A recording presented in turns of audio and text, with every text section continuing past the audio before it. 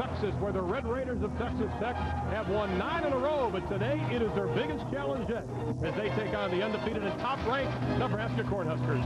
Hello again, everybody. Along with James Lofton, I'm Ron Thulin, and this is really a game of strength versus strength. Nebraska's offense, number 5 overall in college football, versus the number 2 overall defense in college football for Texas Tech. But if you're Nebraska, it begins with your... Well, it certainly does, and when you play quarterback, it doesn't matter what style of offense you play. It's about decision-making, and Eric Crouch, whether it's running the option or deciding who to throw to in a play-action pass, he makes great decisions. Now, defensively, this team is piloted by Carlos Pope. He's the bus driver, and this defense hit a bit of a speed bump. Look what they did the first 3 ball games, and the last 2 ball games, very uncharacteristic of the black shirts for Nebraska. Well, they will have their hands full today as Texas Tech will throw the ball all over the place, about 76% of the time, and they're led by a sophomore quarterback by the name of Cliff Kingsbury. And they may throw 76 times in this ballgame. This team loves to put it up. They talk about controlled passing. Well, it's just passing all over the place. And Cliff Kingsbury, look at his numbers that he puts up per game so far. 56 times on the attempt, 30 completions, and almost 300 yards per game. Ron, he's going to have to do better than that to beat Nebraska today. He has quite a challenge, but if you like offense, this is the place to be. The question is, whose defense will step forward first and stop the other's offense?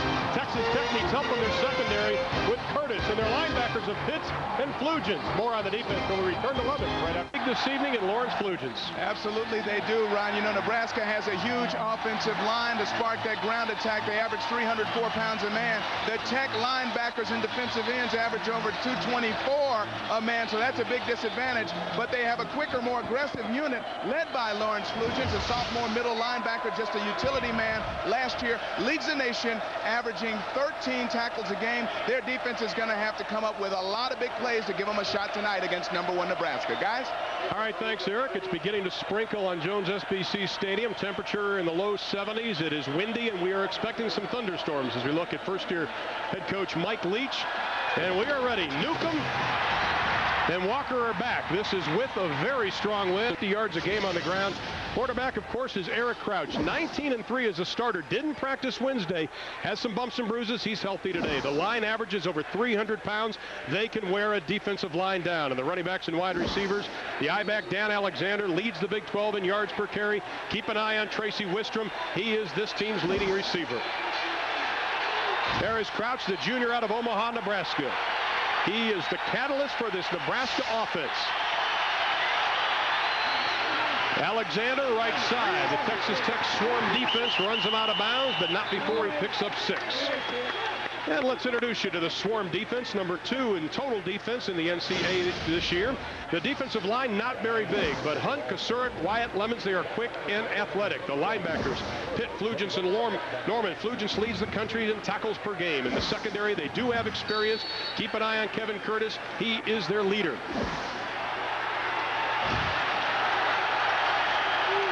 Two tight ends for Nebraska. Texas Tech with 5 on the line.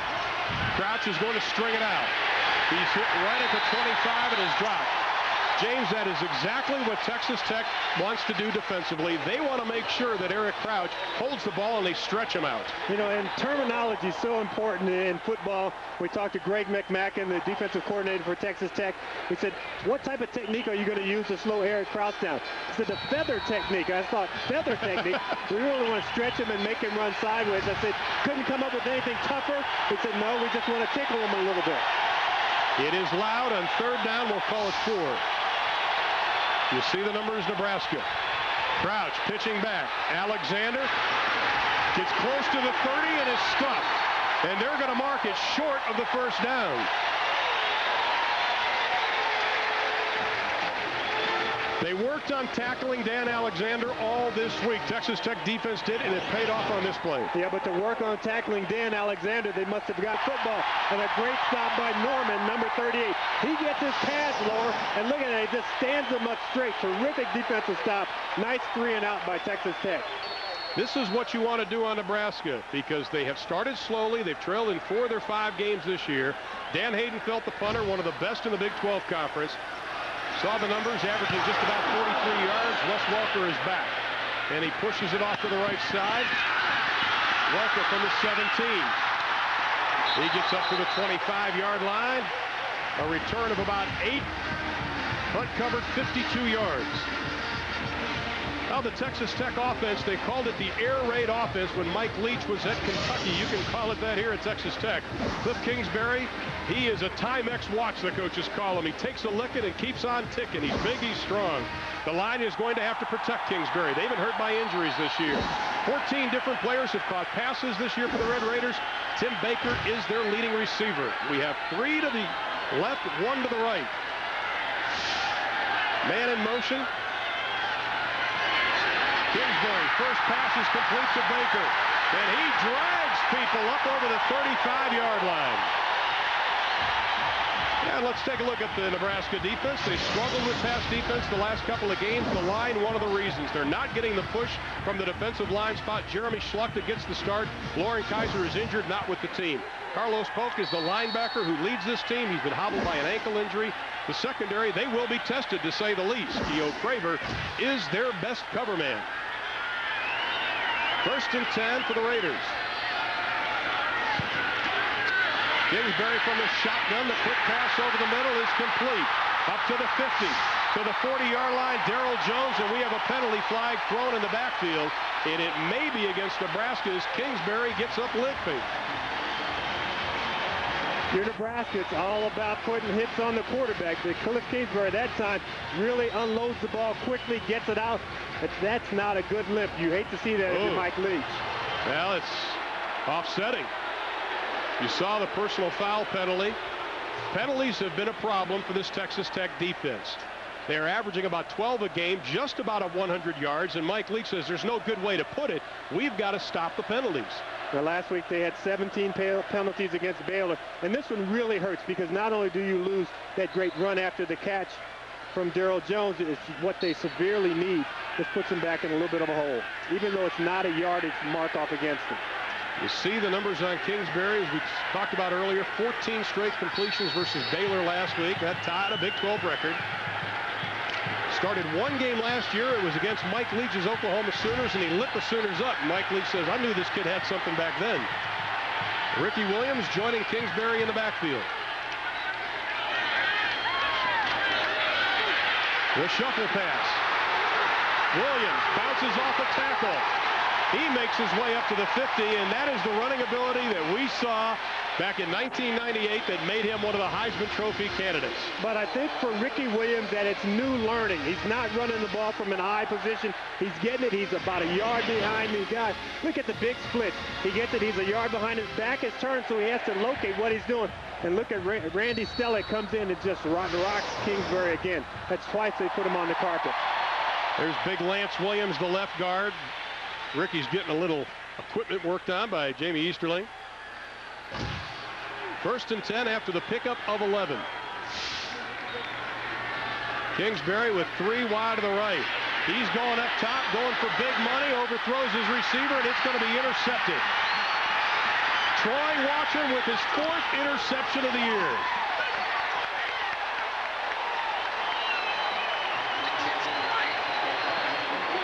4th consecutive game he has picked off a pass for the senior out of Columbus, Nebraska. And this is just Cliff Kingsbury, a bad read, not reading the deep center field. Watchorn makes a nice over-the-shoulder grab. You see the wide receiver, he's in position, but he's not deep enough. Obviously, when someone's in deep center field, you just can't loft this ball down there. That is the 10th interception of the year for Kingsbury. Watchern is a young man that has come out of nowhere and has been a real leader for this defense. So the Huskers get it back, 1st and 10, ball on their own 27-yard line here in the first quarter. Bobby Newcomb in motion, and they go straight ahead, trying that power running game again. And again, it is Dan Alexander, the big 245-pound tailback out of Wentzville, Missouri. There's Troy Watchern. You know, from time to time, people might think that Nebraska's offense, power football, is a little boring. That time we saw the motion with Bobby Newcomb. And we talked to Frank Solich, he said, yeah, we like to throw a few wrinkles in early in the ball game to see how the defense is going to adjust. But we have our basic package, and we love to go at those things. Well, the sun is trying to peek out here at Jones SBC Stadium, Nebraska. Again, straight ahead, power running, Alexander. crossing the 40 up to the 43-yard line, following behind the big offensive line led by Dominic Raiola, the big center out of Honolulu, Hawaii. And Dominic is about as good as they get when you play center. Number 54, watch a quick movement to the right. They double team. Then you have to come off on the next guy. They need to come to the next level. That's a nice double team, but once you control that man, the guard needs to slip off onto the linebacker. Big Dom, a semifinalist for the Lombardi Award this year. First and 10, Huskers on the move. They're doing it. Patented Nebraska offense. Crouch, play action, has a man open. Pass is complete to Matt Davison. His 11th reception of the year, and he has now caught a pass in 33 of the last 35 games. That went for 30. Yeah, when you're thinking about Nebraska, the offensive keys for this ball game have to be 150 yards passing. We saw the play action pass here, and no fumbles. They've been very good at that this year. They've only lost one fumble. And Crouch, you mentioned 40 touches. That means he's going to run the ball probably about 20, 25 times. He's going to throw the ball about 15 times. Really, he's the key to this offense. The ball in his hands is when they work best. Crouch is going to change things up at the line of scrimmage. Has 10 to snap it. Almost had him in the backfield. He's in trouble. Dropped back at the 30-yard line. Loss of 2 on the play. Kevin Curtis coming from that strong safety spot. James, one of the things that Texas Tech has done this year as opposed to last year when they played a 4-4 defense, Curtis now, number 31, is playing farther off the line of scrimmage. How can Nebraska take advantage of that? Well, I think the key for them at Texas Tech, with him playing back further, that it should stop them from being able to do the play action pass to Wisdom. You don't want that strong safety up around the line of scrimmage. But they have linebackers in Norman and Pitts who are strong safety sides, and they run really fast. So this defense, even though it's small, their strength is speed. They need to keep people back deep. On 2nd and 12, Alexander barrels his way to the 22-yard line.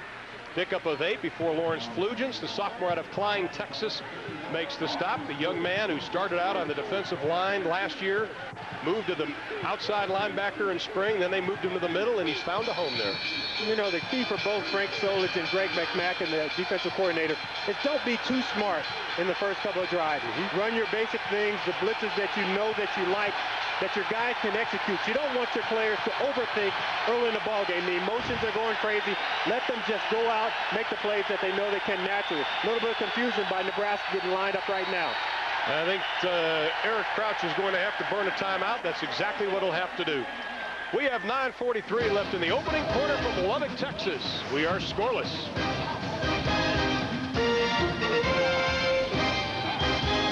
Oil pumping is synonymous, and right now the Nebraska offense is pumping up some yards. They are on the Texas Tech 22-yard line, facing 3rd and 4. James Lofton, Eric Clemens. I'm Ron Thulin. Glad you're with us on this Saturday evening. Alexander and Judd Davies now in the I formation for the Huskers. And that's about 900 pounds of backs in backfield, that triple I. And now Willie Miller joins him.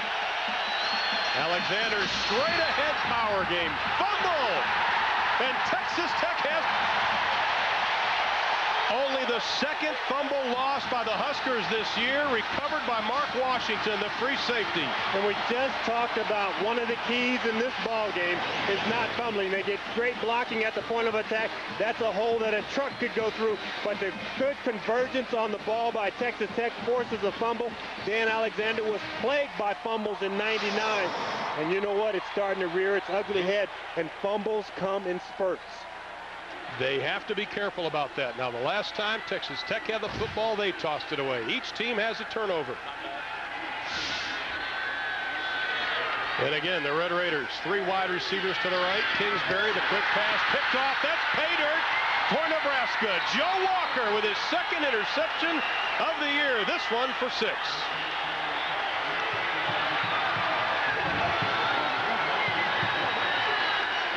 See Kingsbury shaking his head in disbelief as he walks off the field. It is a little bit of a miscommunication between him and Tim Baker. Baker stops. He throws the ball outside. Joe Walker is right there. Joe Walker, one of the most celebrated running backs coming out of high school, out of Arlington. Lamar is the quarterback. He ran the ball. Talked to him before the ball game. He said, you know what, if I get it in my hands, I know what to do with it. That was an easy 6 points. He saw nothing but golden goalposts. Josh Brown, 26 for 26 on point afters this year. We have a penalty flag.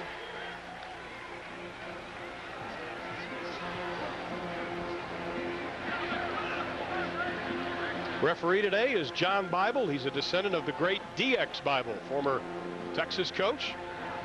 Snap, false start on the offense, 5-yard penalty.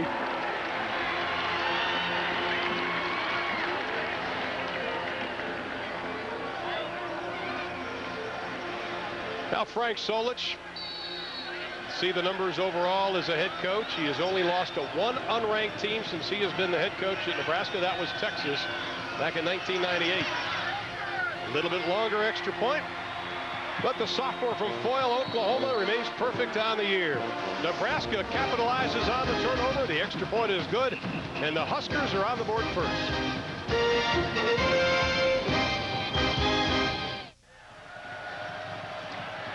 During the break, Greg McMackin pulled his defense up, and I think he had to tell them, you know what, by no fault of you guys, we're down in this ballgame. You guys continue to play. When you do have to go out on the football field, kind of ignore the offense right now. They're struggling. Kicking into a stiff wind. Wes Welker, right side. Up to the 20, and that is where he is brought down, and the Texas Tech offense will try it again. Offensive keys in this ball game. Texas Tech must come up with 100 yards rushing, 65% completions, and they need 4 40-yard plays, big plays in this ball game, either running or throwing the football. They can't just continue to go down the field in little 5- and 5-yard increments and expect to march down against a team like Nebraska. Well, when he was at Kentucky, Mike Leach's team shattered records. They had 6 NCAA records, 116 school records. At Oklahoma, he did likewise. And now Nebraska is going to call a timeout. That is their second timeout in this quarter. And Frank Solich, I'm sure, does not like having that happen. You're burning 2 timeouts early. And with that timeout, we will also step aside. The top-ranked Huskers lead it by a touchdown in Lubbock.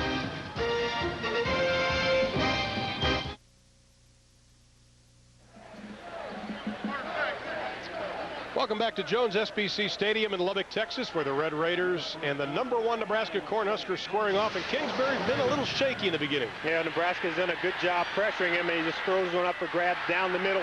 There's another simple zone pass. He throws the ball outside when it should have been thrown inside.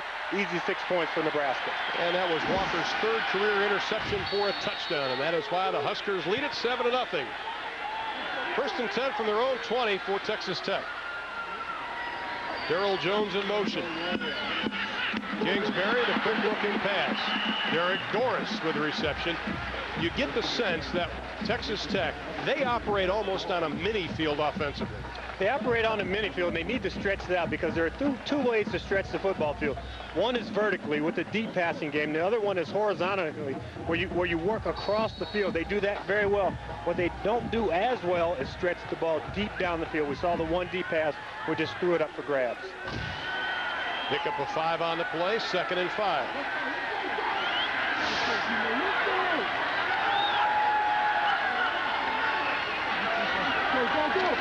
Kingsbury straight back this time. He has some time, but then he is going to be dropped. Tried to get a step on the defense. Jason Lohr came in from that nose tackle spot, the junior out of Tulsa, Oklahoma, and he picks up his 1st sack of the year and the 1st for the Huskers this evening. You know, one of the things that Kingsbury has to do when you look over the pocket, you go 1 receiver, 2 receivers, throw the football away. They've gotten good pressure right up the middle, and that really disrupts the quarterback more than anything. When you get pressure from the edge, you can step up, but when you're getting pressure from the middle, there's nowhere to go. Loss of 7 on the play, 3rd down and 12. You can see the Red Raiders in the bottom half of the Big 12 in 3rd down conversions. The fade route, Texas Tech's favorite route, and it is incomplete, but we have a penalty flag thrown. Baker, the intended receiver, and this is a play that Mike Leach says we just want to complete it about 40% of the time. Yeah, and this is better than a completion. You get pass interference. On the defense, 15 yards from the previous spot, automatic 1st down. Kingsbury has the one-on-one coverage that he wants outside. He knows directly where he's going with that football. You see the bumping, the pushing. That ball's in the air the whole time, so you know that it's going to be interference. He really does a good job in forcing the receiver to the outside. That receiver has to fight and keep that inside leverage so that the pass can be complete, because he's not going to get that interference call every time out. That was on Dewan Gross, the sophomore out of Garfield Heights, Ohio. Sold-out stadium, over 50,000 on hand tonight. 1st and 10 from their own 33 for the Red Raiders. Shad Williams now the running back. They like to throw to him. Williams gets dumped at the line of scrimmage. Kingsbury over the middle, and the pass is incomplete. Intended for Baker, and again, Cliff Kingsbury sits on the turf.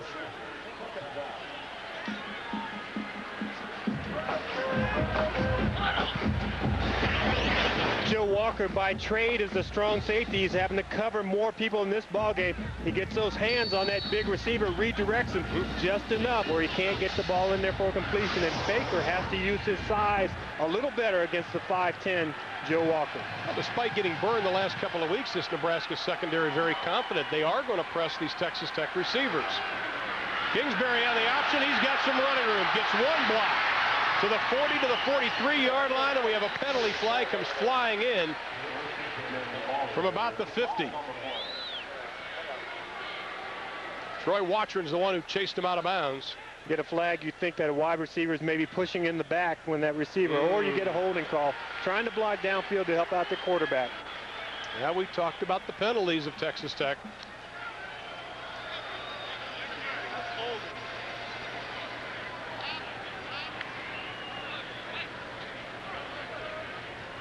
Well, they're the most penalized team in the Big 12. 24 more penalties in second place, Texas. They've had 14 false starts and 9 personal foul penalties. 10-yard penalty from the end of the run. Repeat, second down.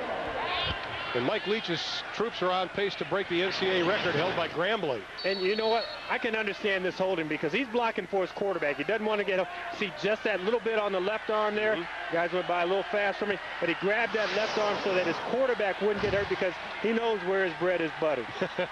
Protect the man at all times. 2nd and 11. Kingsbury seeing pressure again, throws it out. The flat pass is complete to James Easterling, a sophomore out of Naperville, Illinois. Well, if you've become accustomed to Texas Tech offense over the years, it was grinded out, running, hard-nosed West Texas football. Quite a change this season, James Lofton. Yeah, and the biggest change is in the passing department. You look at that, over 125 more yards passing in the year 2000. Rushing yardage has been cut in half, and they'd really like to improve those rushing totals. They have the backs, Shad Williams and Ricky Williams, two guys who can get up and down the field. They just have to find new ways to get them the football. Well, Mike Leach calls the plays. He's also the offensive coordinator. It's 3rd and 12. Ricky Williams in motion. Nobody back with Kingsbury. We've got a whistle. There was movement all over the offensive line. Snap, false start on the offense. 5-yard penalty, remains 3rd down. You talk about an Achilles heel for a ball club. They're on pace to break the record for most penalties in the Big 12. See the left tackle just rocking back in his stance a little bit. Paul Erickson last week against Baylor, 5 false start penalties. 5 penalties. And you don't expect that when you're playing at home. Well, he's over Kyle Vandenbosch, big number 83. Now, Vandenbosch last week versus Iowa State, he really caused 2 false starts. He's been on a tear the last couple of games, and I'm sure Mr. Erickson understands that. So the situation now is 3rd and 17. King Scoville in motion. Kingsbury seeing pressure, lofts it up into the flat. Pass is incomplete. Joe Walker's the one who got a piece of it. Carlos Polk really came in from that middle linebacker position to make Mr. Kingsbury see some stars. And when you have a linebacker the size of Carlos Polk, 6'2", 260 pounds, a running back tried to get him on the legs. He just bunched him off like it was a little mosquito bite. And they put the big hurt on Cliff Kingsbury. Clinton Greathouse will be set to kick it away. Greathouse, the sophomore out of Roswell, New Mexico, has taken the place of Eric Rosillas as a punter. They say Greathouse gets it off quicker. He was struggling in pregame warmups. But with the wind, nice high kick. And it'll be Joe Walker. Nothing doing for Walker.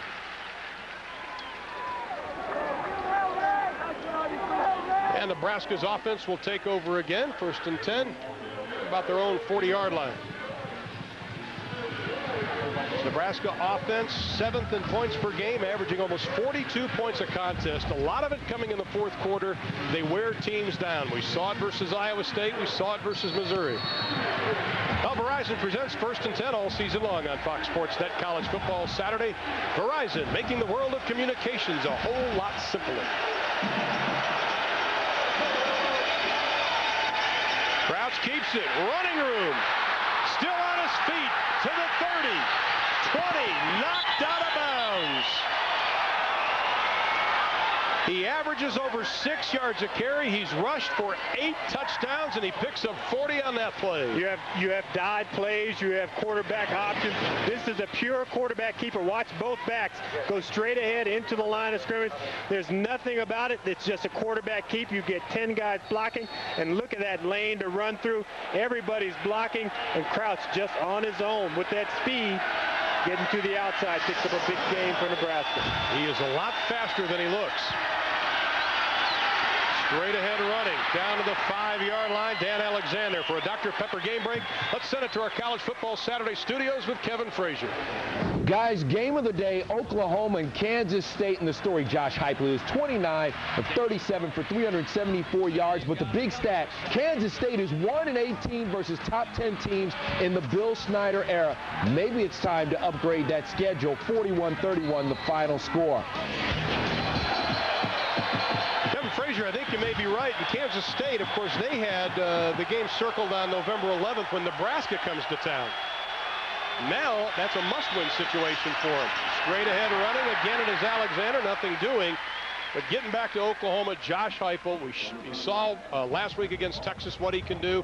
He was not intimidated by that Kansas State crowd today. Yeah, but I also think that Oklahoma beat them at their game. They had the special teams return, big kickoff return, 4 touchdowns. And this is a ball club 2 weeks in a row going into hostile territory. I call it Cotton Bowl hostile territory for Oklahoma, pulling off big wins.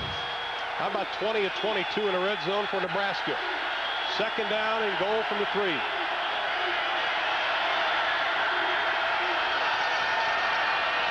Crouch is going to keep it. Touchdown, Huskers. His 9th rushing touchdown of the year, 17th overall. And Greg McMackin, the defensive coordinator, knew they've got to string Crouch out, and they didn't do it on the 40-yarder, and they didn't do it on the touchdown. And both plays were the same. Both quarterback keeps. That time, 3 running backs in the backfield, all 3 lead blockers for Eric Crouch. No way to stop that. Brown has hit 73 of the last 74 extra points and chalked 1 more up. Still in the first quarter, 5 minutes and 22 seconds remaining, and the #1 rushing offense is looking good. The 19th rushing touchdown of the year for the Nebraska Cornhuskers, and that is why they're up 14-0 here in the first quarter. And Texas Tech needs to do something offensively just to get their confidence back. Wes Welker again. He is stocked up after crossing the 20, maybe gets up to the 24-yard line. The Nebraska scoring drive, 58 yards, only took him 4 plays, 1 minute and 16. Eric Clemens, it was impressive. Very impressive. And I talked to the All-American candidate at center, Dominic Raiola, before the game. He said, hey, pretty hostile crowd out here, huh? He says, we're going to have to do something to take this crowd out of it early. Ever since the interception return, Jones Stadium out here has been quiet. You can hear a pin drop, guys. We talked to him 2 weeks ago, Dominic Raiola. Here's a guy at his size. He boogie boards and body surfs. How big of a boogie board? That boogie board is probably uses a surfboard for boogie boarding. Anybody that knows what Tommy's Burgers are in Honolulu, he's got to be all right in my book. Now Texas Tech has really struggled offensively here in the opening quarter. And John Bible's going to come over. Maybe a time problem. He's coming to the near sideline where the Texas Tech bench is. 6th meeting between these 2 teams. Texas Tech has never beaten Nebraska. And for Texas Tech to get back in this ball game, they have to really go with what their bread and butter is, that control passing game. Kingsbury has to settle down a little bit. You see, maybe the phones are out on one sideline. They're trying to check upstairs because, you know what? Texas Tech doesn't want to take off their headphones. Even if Nebraska's headphones are out on the far side, they'd rather have their headphones on so that they can really communicate with the guys upstairs. Well, Texas Tech knows the importance of this game. Their only loss this year was to Texas A&M, 33-15 in College Station. Special teams really cost them the game. a couple of weeks ago. Let's see if they take off the headsets. Is one the only one that won't work? Well, it looks like one doesn't work. The down marker is broken. Big fellas fell over the down marker. Yeah, I guess. Get a magic marker. And there it is on the far side. There's no down marker. So I'll put first down up there so everybody knows what down it is. Okay. Keep us posted, would you? They're going to run in, try and get one. And here's sprinting out through the corner of the end zone. And this guy will get a big cheer in a minute as they figure out what he's doing. Starting to tie up a little bit. I don't think he could outrun Michael Johnson. No, that is a 6'2", 40.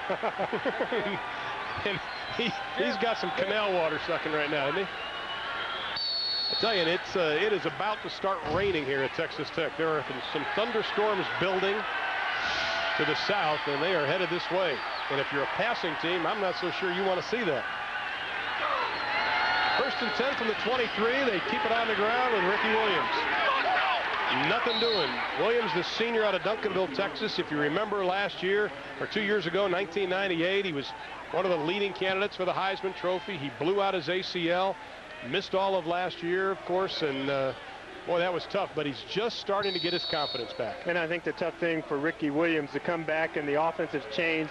And it's as if you go on vacation, you come back and someone's redecorated your house and stuff that you're not really sure that you like a lot. See Nebraska now. 7 men on the line of scrimmage. They come with 4, and Kingsbury is going to be dropped. 2nd sack of the night by the Nebraska Cornhuskers. This time it was J.P. Wishman, the junior out of Shawnee, Kansas. But what happens now is you start to plant the seeds of doubt. The offensive linemen are wondering, did I block long enough? I thought we blocked long enough. Somebody should have been open. If not, should he throw the football away? He's looking downfield. He has time, and then all of a sudden it breaks loose, and all 4 guys are on top of him. The offensive linemen are going, hey, we didn't do our job, but I thought we did a little bit of our job. He's got to help them out by throwing the football away. 3rd down and 17. Nebraska again showing blitz, but they bring 4. They read the screen perfectly, and nothing doing. Boy, Nebraska sniffed that out from the get-go. Keogh Craver was right in the middle of things. They were not faked out at all.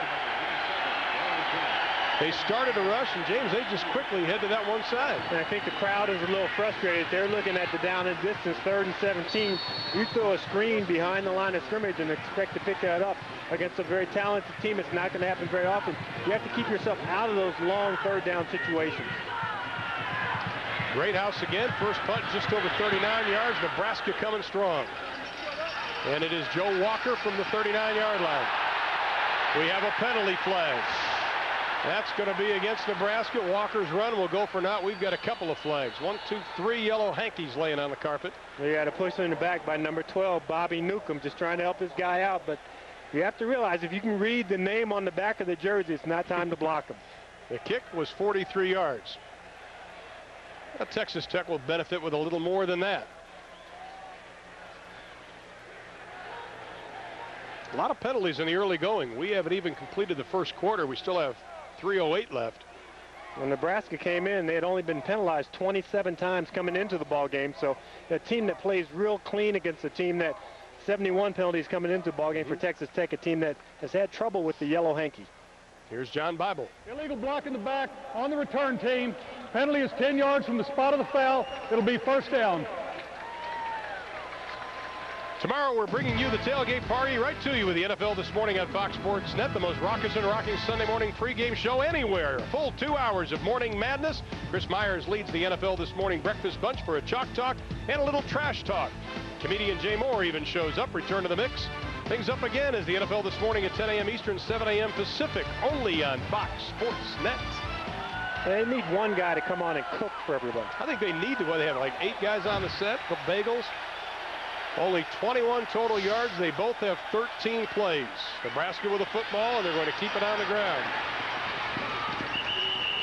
Terrell Buckalder, number 36, the junior out of Kalamazoo, Michigan. Nice blocking at the point of attack by Nebraska, getting around the corner. You think about the option, the dive.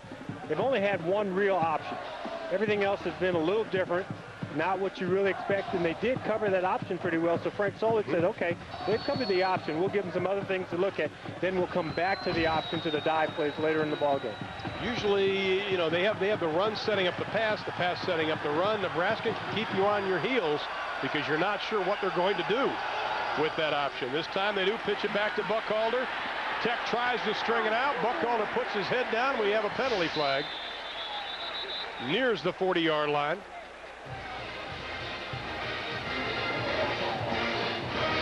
You know, coaches know why flags are thrown in the blocking area when you push in the back or when you clip or when you hold. It's because the defense has out-hustled you to the football, and that's a classic case of it right there. Texas Tech running, getting to the football first, and you have to commit that block. On the offense, 10-yard penalty from the spot of the foul.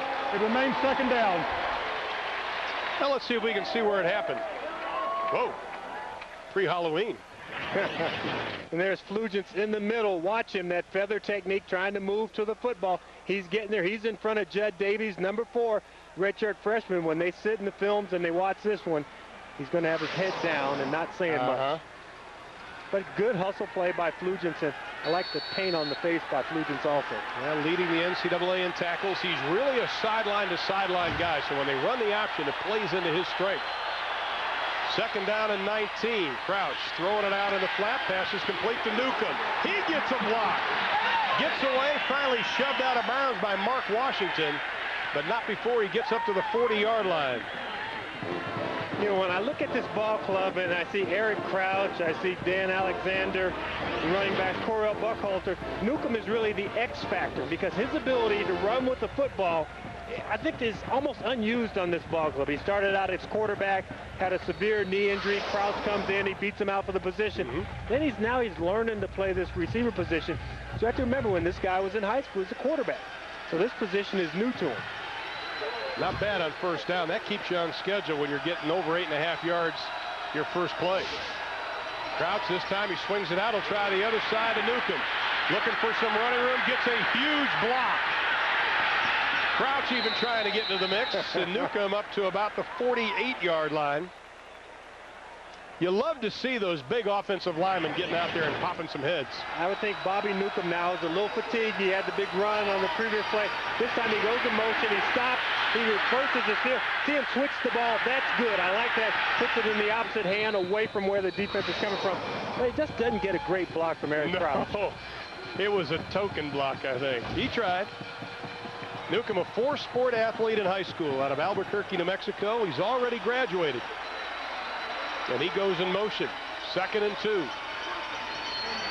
Straight ahead running with Buckhalter. What a 1-2 punch with Buckhalter and Alexander. And well, the umpire decided he was going to take a seat. Bob Holliday. That's got to hurt. I don't think he decided he was going to take a seat. He's a big guy. But he's checking the body to make sure everything's in place. You know, if the umpires get a chuckle out of it, they know that they're in the line of fire and he's trying to move out of the way, but he still has to keep his eye on the play, and that's a clip. Maybe his bottom on the play a little bit too. He gets in on the tackle there. He's going to tell the guys after the game, you know, I got a tackle on Buckhalter. I was talking to him before the game. He's a big guy. Knock him down takes a little bit.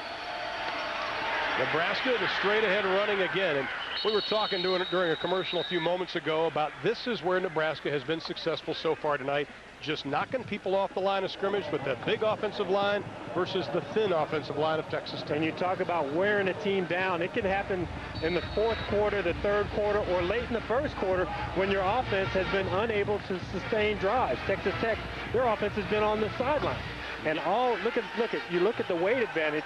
These guys will go in at halftime and eat for Nebraska. Well, we saw them wear down Iowa State last week. Straight ahead running.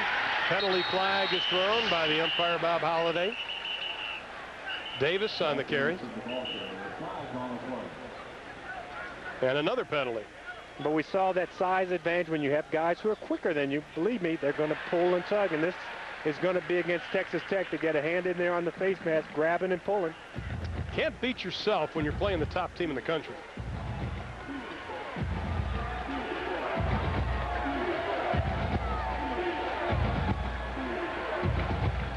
Face mask on the defense. 5-yard penalty from the end of the run. 2nd down. So we'll move it a little bit closer. Nebraska has not struggled really offensively this year.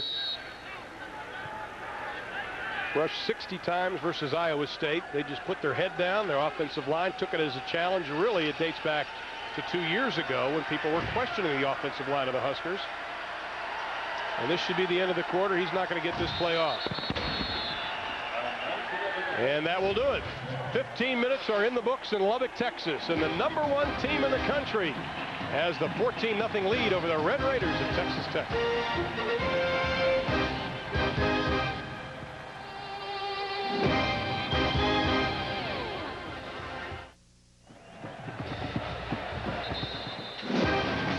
Welcome back to College Football Saturday on Fox Sports Net. Big 12 football coming your way from Lubbock, Texas. And it's a Gopher. I think I saw him in Caddyshack. Under very cloudy skies, they're threatening, and at the end of one, Nebraska leads Texas Tech 14-0. Go ahead, you're laughing. And another Gopher came and stole the cookie. There you've been a defensive Gopher. How about 171 yards for the Huskers, only 33 for Texas Tech, and Nebraska is again on the move. Second down, they only need 1. And the bad thing is they're going to get that 1 with this big jumbo offense. And they get the 1 and then some. Buckhalter to the right side. In case you just joined us, Eric Crouch had a 40-yard run, the longest run given up by this Tech defense early on, but that came after they intercepted a pass from Cliff Kingsbury. Taking it in for a touchdown, Joe Walker with his second interception of the year. And the Huskers lead it 14-0. You know what this offense is like? It's like a vacuum cleaner. You have a whole bunch of dirt on the ground, start to suck it up slowly. They're sucking the secondary up closer and closer to the line of scrimmage, and Tracy Wistrom, the tight end, is going to sneak right past him. We've been waiting to see him tonight, and I'm sure we will. Buckhalter slipping tackles as he gets up to the 20-yard line. Will be close to a first down, just a little bit short. Well, the programming note coming up next on Fox Sports Net, College Football Saturday. We've got the conclusion of our quadruple header as number 11 Washington squares off against Arizona State in a Pac-10 battle. Make it a full day of college football right here on Fox Sports Net. Steve Physiak, Tom Ramsey, and Lewis Johnson on hand, and they will be calling all the action in that football game. Second down and 1 again. Boy, your defense is on the field an awful long time when you're facing 2nd and 1. Straight ahead running. They get the first down. It'll be 1st and 10 from inside the 15. Now, most coaches say, we've got to control the football. We don't want a team like Nebraska to have the football. Mike Leach says, no, points win, not time of possession. He doesn't care about that. Well, you know what, he's right. But they need points, and Nebraska's first scoring drive was just about 1 minute and 15 seconds, so they can move up and down the field quickly. Mike Leach, you know, his mind is going 1,000,000 miles an hour now, and he has to figure out some way to penetrate the Nebraska defense when they get the ball back. It's on the 17. Crouch keeps it, ducks his head, gets up to the 15-yard line, a pickup of 2 on the play. Aaron Hunt, the left end out of Denison, Texas, just a sophomore. Third-team freshman All-American on the stop. Now you shrink the field a little bit. You're in the red zone. 2nd and 8. Frank Solich throwing one real pass down the field so far. Wide open Davison. This is the time. You've been sticking it inside. You've got a chance to hit Tracy Wistrom going down the field right past those safeties. An impressive performance running the football. And they're blitzing outside. Looking for Newcomb, has Newcomb, overthrows Newcomb. Antoine Alexander was on the coverage, the senior out of Midland Lee High School. And the whole thing looked off a little there. The route didn't look very crisp. The throw didn't come out the proper way.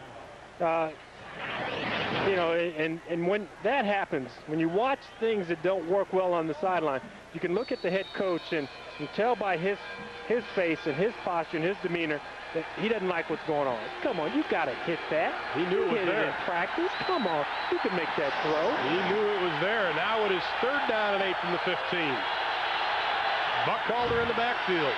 Crouch calls his own number straight ahead to the 10 to the 8. Just following behind that big left side of the offensive line, John Rutherford. To Niu Fanuti. You know, it's all about numbers. When you spread people out, you put 2 wide receivers out here, put another wide receiver out here. Now you've removed those guys from the box. That's a lead blocker right there, that other back. And you have Eric Crouch, who is a quarterback, running back / Heisman Trophy hopeful. I'm surprised he's calling his own number at times, because Frank Solich told us a couple of weeks ago and reiterated last night to us that they're trying to cut back on some of the plays because he is getting a lot of bumps and bruises. Did not practice on Wednesday. Can I ask you a question? Sure. Is there a better number to call on that offense? No. Okay. But you don't want to get him hurt for the rest of the season. I think that's newspaper talk.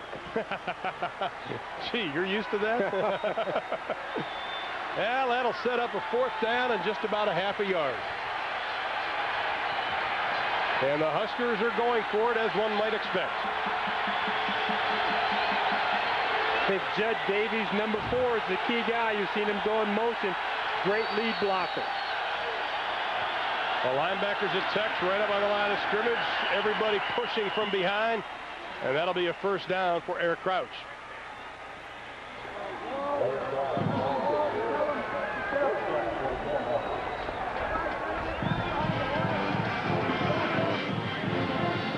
Now Lawrence Flugens tried to get his head in there, standing at 6'1", 221 pounds. Not a very hefty middle linebacker. You're facing that big offensive line. You don't know which body's coming at you. So it's 1st and goal from the 6. They've tripled up on 1st down, straight ahead. Nice penetration by Robert Wyatt, number 99. He gets the heel of Eric Crouch. And that's what they want. They want to penetrate. They want to get in the backfield quickly. See Curtis, number 31, there on the outside, ready to contain the quarterback. But it's a quick penetration. Now you got a chance. You're thinking, limit them to a field goal attempt. And that would be a huge victory right here. Now loss of 6 on the play. 2nd and goal from the 12. The Texas Tech defense has been on the field a lot in this 1st quarter and then some here in the 2nd. 2 wide receivers to the right. Buckholder, right side, inside the 10, down to about the 8. Flugens again on the tackle. This is a young man who is improving every week, and this is the 1st year he's ever played this position. And you can just see he's getting more and more confidence as the weeks go on. Ruffin McNeil, the middle linebacker coach, looked at this guy when they were trying to figure out who's going to play middle linebacker for us. Here had been a defensive end last year. When you come out of high school, you know, you're used to playing stuff and play with his hand down. Last year they moved him to the middle linebacker, but they just superbly instinctive, just fix things up very easily. 16th play of the drive. 3rd and goal from the 8. Crouch into the flat, pass is complete. Touchdown, Nebraska, John Gibson. His 1st touchdown of the year.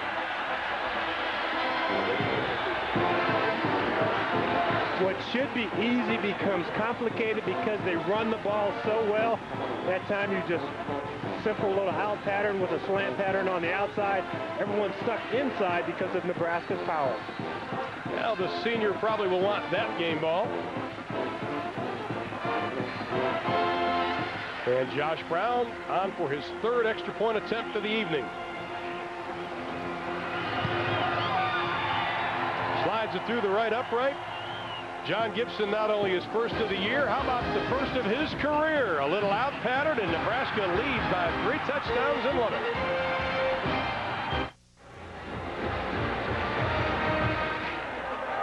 Kudos to John Gibson, his 1st career touchdown. He makes it a 21-0 game, 10:47 left to play in the 2nd quarter. Along with Eric Clemens and James Lofton, I'm Ron Thulin.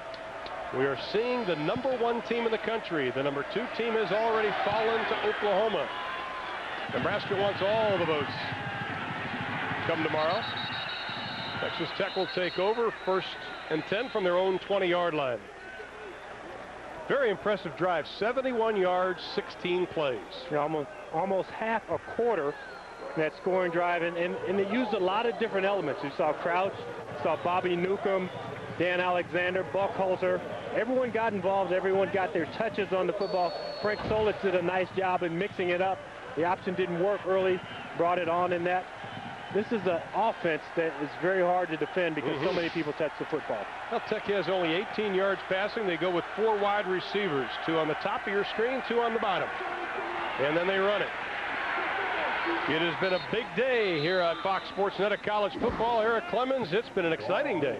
Absolutely an exciting day. Lots of offense we've seen so far today. Ron, Southern Miss over Tulane, 56-24. Jeff Kelly, 224 yards and a TD. Louisville down Cincinnati by 14. Dave Bragone, the Louisville quarterback, 326 yards and 3 touchdowns passing. Guys? Of course, we still have one more after our game. Number 11, Washington squaring off against Arizona State. That'll be coming up immediately following the Texas Tech-Nebraska game. Well, you got to snap it before you can run. Boy, Texas Tech's offense, I don't think we've seen them this year. We've seen tape of just about every game. This out of sync. Before the snap, false start on the offense. 5-yard penalty, remains second down. And I was here at practice on Thursday. They piped in crowd music. They ran hand signals. They didn't use a count. And I talked to Coach Mike Leach about it. He said, you know, we're trying to do it because it improves concentration. When they don't have the verbal part of it, they have to concentrate even harder. And this is a ball club, I think, that came out sky high and just is having a hard time focusing right now. Second down and 13, empty backfield. Nebraska rushing just 3. They swing it out, a quick pass, maybe up to the 15-yard line. Pass is complete. It's Shad Williams. But that's a 2-yard loss on that pass play. I mean, you talk about a controlled passing game. You want to get the ball out quickly. Once in a while, your quarterback is going to have to try and take those looks down the field and see if your guys can beat the one-on-one coverage. How about an ominous sky, I guess you can call that, with a little rainbow behind the silo here in Lubbock, Texas. Let's hope the rain stays away. Third down and 14. Nebraska with 7 on the line, and here they come with 6. Kingsbury throwing it up for grabs, and that will go to nobody. We got a flag down, but he's got to try and hit those guys in stride a little more, give them a chance to make the catch. I mean, this ball is overthrown by almost 15 yards. And yet another holding penalty.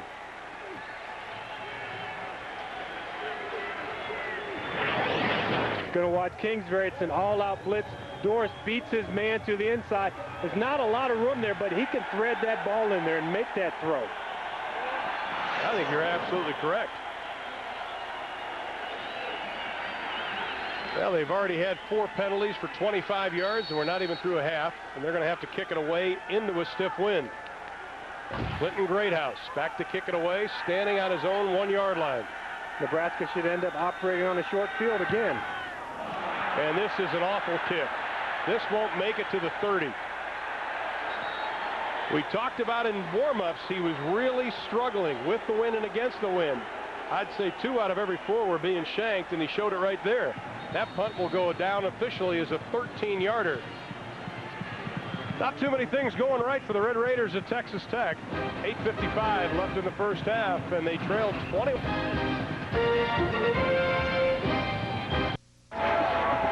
Texas Tech has played 4 previous #1 teams since 1977. They've lost to them all: Texas, SC, Washington, and Nebraska back in '94. And right now they're on the short end of a 21-0 stick. After the 13-yard kick, Nebraska will take over 1st and 10 from Texas Tech 28-yard line. Dan Alexander is checked back into the lineup for the Huskers. Boy, this is right into Nebraska's hands. Straight ahead running. Alexander close to the 20, and for a Dr. Pepper game break, here's Kevin Frazier at our College Football Saturday studios. Guys, Florida State taking on Duke, and sometimes life isn't fair. Chris Winkie to Atrus Bell, and Bell doing his thing, eluding the guys in the blue. This would be a great basketball matchup, but Florida State ahead big right now. Well, Florida State taking out a little frustration maybe on the Blue Devils. Pickup of 6 on the play. 2nd down and 4. This time they try the left side, and again it is Dan Alexander. Well, both coaches have replaced legends. Frank Solich taking over, of course, for Tom Osborne. Mike Leach taking over the helm after Spike Dykes retired. Dykes here 13 years, and both have glowing things to say about their former coaches here. Mike Leach saying that Spike Dykes is always available to him, always can talk. Spike spending his time losing weight and playing golf, we understand. You know, I'm still surprised at the criticism that Frank Solich got with a 9-4 season his first year. 3rd down and a smidgen. Crouch is just going to call his own number and get it. You bring up a good point. A couple of years ago when Frank was going through a difficult time, they had some players that had gotten into some trouble. They had injuries, and everybody was saying, well, this Nebraska is dead. It's not the same. But one thing Frank Solich has always done, he's coached within himself. He hasn't tried to become something he really wasn't, and his players understood that, and he's always stayed the course. Yeah, but you're talking about a man who was an assistant for 19 years, and he became the assistant head coach in '91, so he knew he was in line for something bigger. Crouch runs the option, fakes the pitch, keeps it. Shoved out of bounds at about the 16-yard line. One of the things the Nebraska linemen are known for are chop blocks, and the Texas Tech Red Raiders worked on keeping their feet this week. But in that run zone area, see him going straight down. He goes right down to Wyatt, and then he sticks that hand out. And this is all about effort.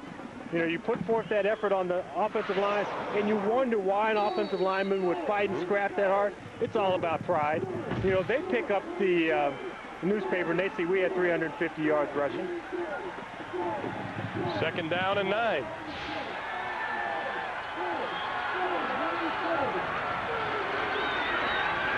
Crouch is going to air it out, puts it up, pass is complete. Nope. Yep, it is. At about the 8-yard line. Kevin Curtis was right on the play to defend it. You know, when a guy is about, what is Jed Dayton? 6'1", 250 pounds? Maybe. He doesn't look great going deep, but you know what? He elevates to go up for this ball.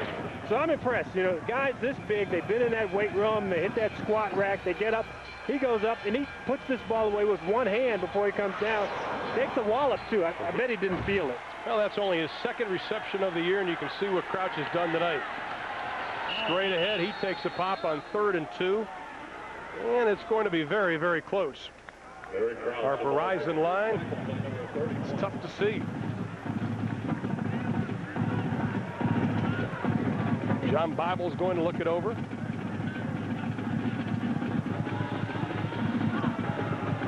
Yeah, looks like he's going to be marked a little bit short. He's coming into the ball game, 4th down conversions. Nebraska, they've been 4 out of 7 coming in. That's pretty good when you can convert that many. But Nebraska, so many short yardage situations. They end up 3rd and 2, 4th and 1. They're not going to have a 4th and 8 that they're going to be trying to go for. It's 4th and a foot at the most. 1 for 1 today on 4th down conversions.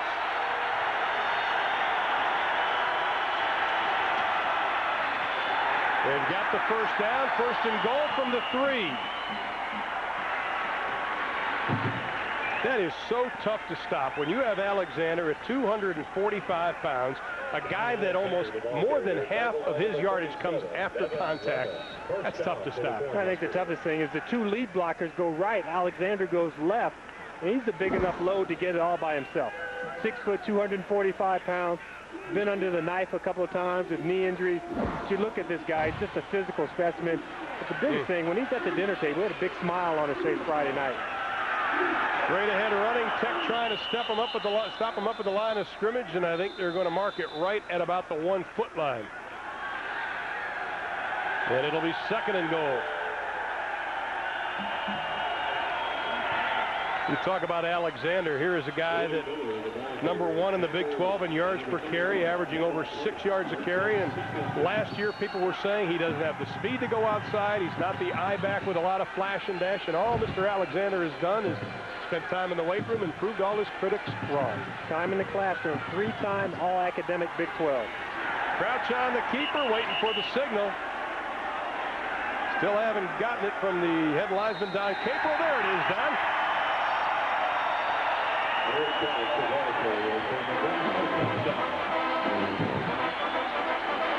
To Nebraska fans in the stands, and it's hard to distinguish which red is Nebraska, which red is Texas Tech, but the hands that are clapping are obviously the fans from Lincoln, Nebraska. Now the Texas Tech faithful, over 50,000 on hand, and they are shell-shocked. Their team has played extremely well this year, but it hasn't been the case in the first 20 minutes today. Brown trying to become 4 for 4, and he will split the uprights with 5:04 to play in the first half. Nebraska leads it convincingly, 28-0.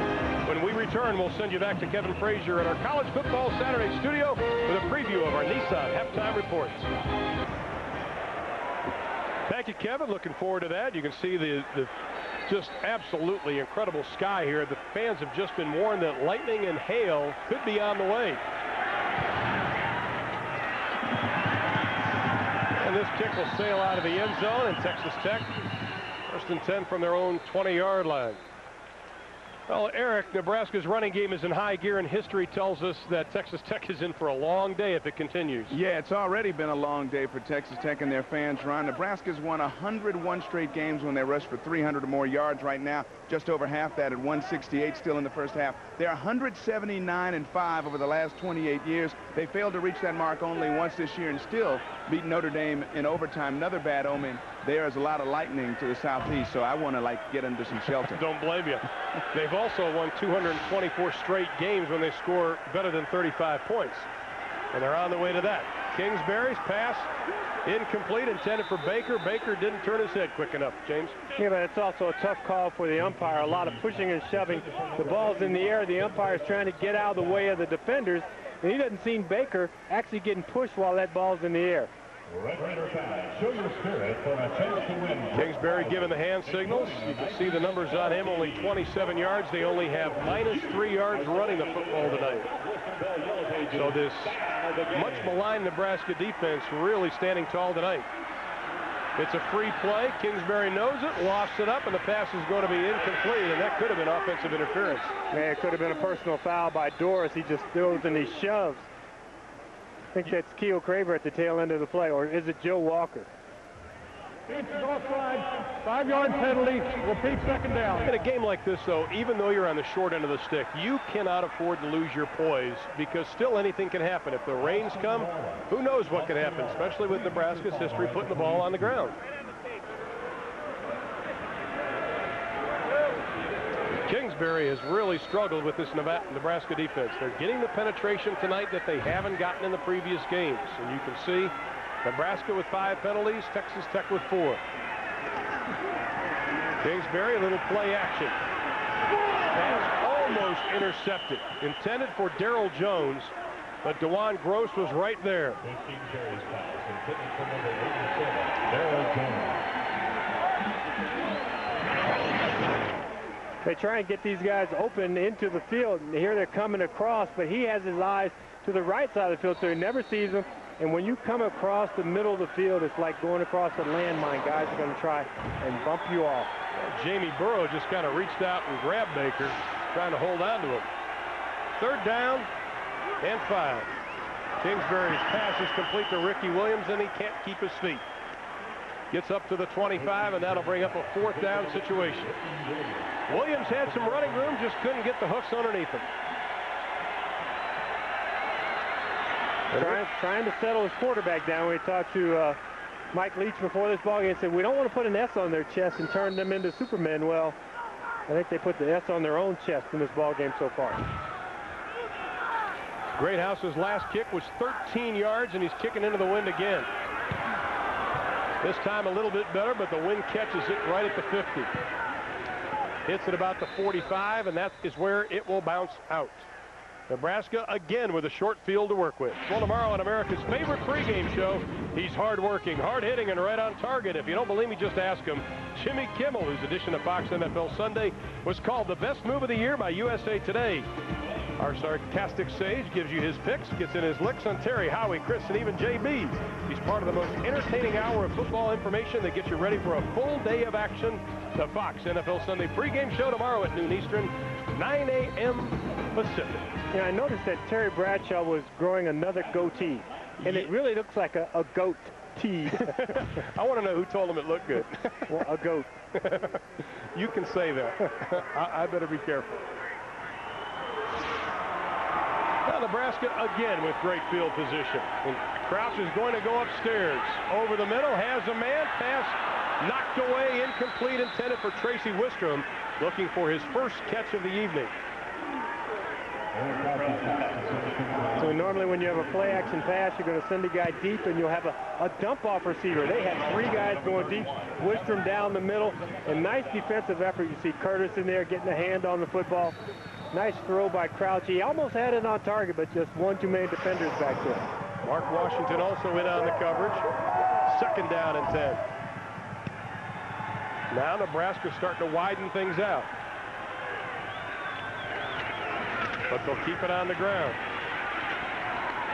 Darren Diedrich, the sophomore out of Scarborough, Ontario, Canada, into the game. The youngster, 6 foot, 220-pounder, only his 10th carry of the year. And we got a taste of this young man last year. Really impressed us with his toughness and his quickness. This year, Frank Solich says the biggest thing that stands out is his patience. Playing behind Alexander and Buchalter, coming off his best game of the year last week against Iowa State at 39 yards.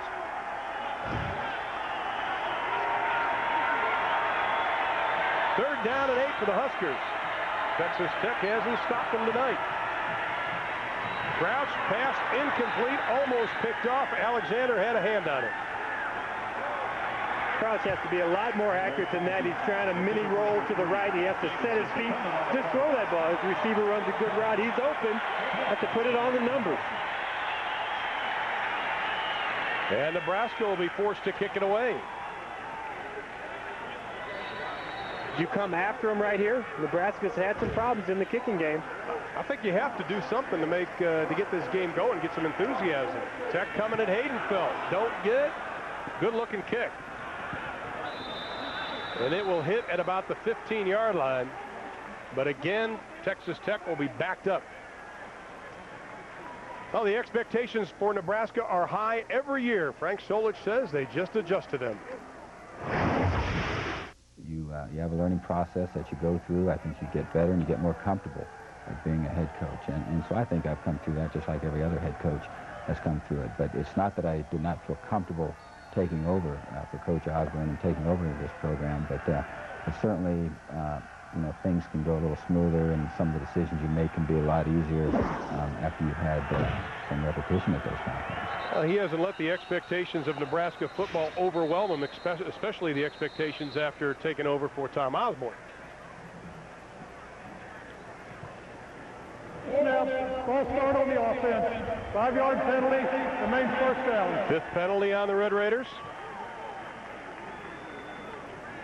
First, Tom Osborne now running for the U.S. Congress, and we understand Dr. Tom has about 80% of the votes in Nebraska for that election coming up, and you can see what all three of the big names in Nebraska football have done over the last few years. Now, not a bad record. They put Bob on the bottom, and his record was the best. Bob Devaney, 28-3.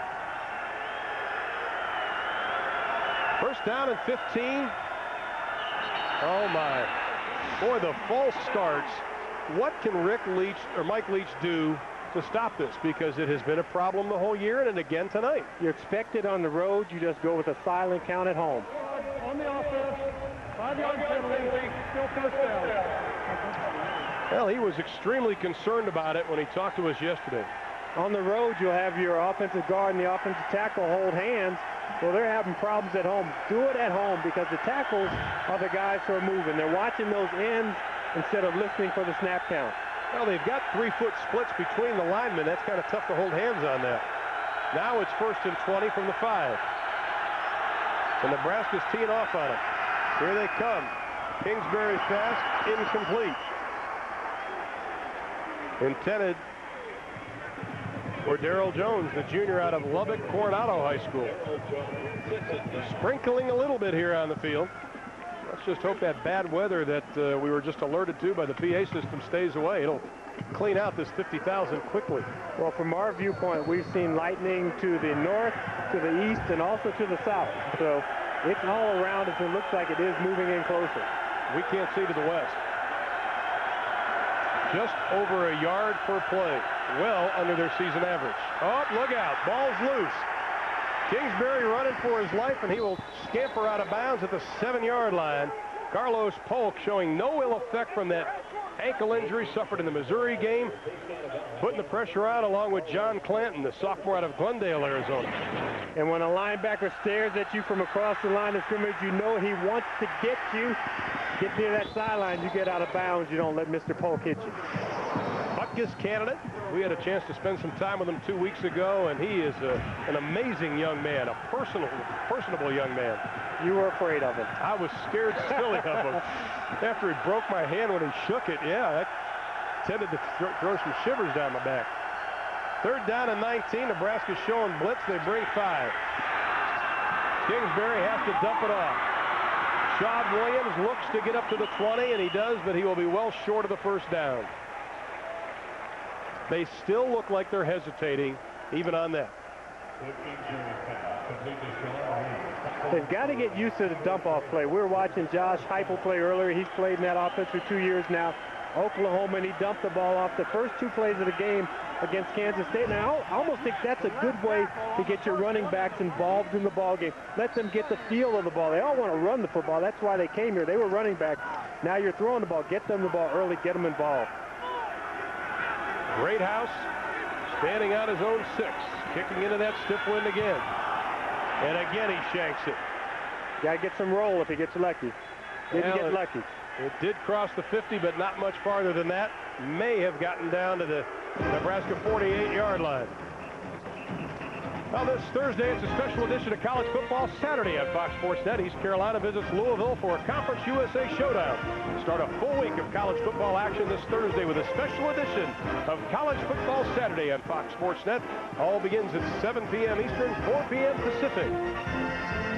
Louisville coming off the big win over Cincinnati, showing no ill effects of losing Chris Redmond, their quarterback, to the NFL.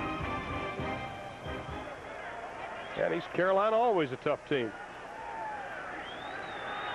And Nebraska taking over again, 1st and 10 from their own 47-yard line. Crouch going upstairs. The ball is tipped, almost intercepted. Hunt tipped it. Devin Lemons almost came down with it. And you talk about big plays, and when a team needs a big play, I mean, that would have jump-started this ball club if he can stay on his feet, get a little run back, you get your offense in a position where they can actually see the goal line. I mean, they've been backed up so much the last couple of drives. They haven't even sniffed midfield lately. No. And the Texas Tech defense has struggled. Greg McMackin has had great success on the collegiate and NFL level. Buckholder, right side running room. He is finally brought down by a combination of Alexander and Washington. But not before he picked up 20 on the play. Yeah, Kevin Curtis, number 31, the strong safety. He's coming on a blitz. What you have to do, you have to check the offensive line. If they set for a pass and then they immediately go, you know it's going to be a run. He runs right past the play. There he is. Now he's in a chase position. Not a good position to be in as a defensive back. And they're doing this against the number 2 defense overall in the NCAA. Crouch, straight drop, has plenty of time, lost it, pass is picked off. First interception of the game for Texas Tech. John Norman coming down with it, his 2nd of the year. The strength of Nebraska is play-action passing, not the drop-back pass game. Watch the tight end. He's going to release and go to the corner. Ball is just underthrown. You actually get a crossing route. They crossed me up. John Norman does a good job in dropping back in coverage. There was no one underneath, so you just continue to drop back. Goes up with one hand. Just a little too much air under that football. Get him that ball as he's crossing. See it early and get him the ball early. Well, his brother Josh had a big day for the Sooners today. Now he has a big day tonight. Kingsbury, they run a little pick play. Pass is complete up to the 28-yard line. Derek Doris with the reception. The senior out of Azle, Texas. Had a career-high 9 receptions versus Baylor last week, but this is a completely different defense. Closing in on 65 seconds to play in the half. Texas Tech wanting to get on the board before halftime. 12 men in the huddle. And then we have another penalty. 12 men in the huddle. And Mike Leach is furious because, number one, they didn't huddle. You run your receiver out, you run him past the numbers, you're supposed to be okay. That sideline is furious. They want a conversation with the official, and he's not getting it in the timely manner that he would want to, so he's using some of those words that he used in law school. He does have his law degree from Pepperdine. Said he chose to go into coaching. So he didn't want to wear a suit right away. Thought he'd coach for about a year. Kingsbury, the short pass, complete. First down for Texas Tech, and finally they get some offense going with Derek Doris.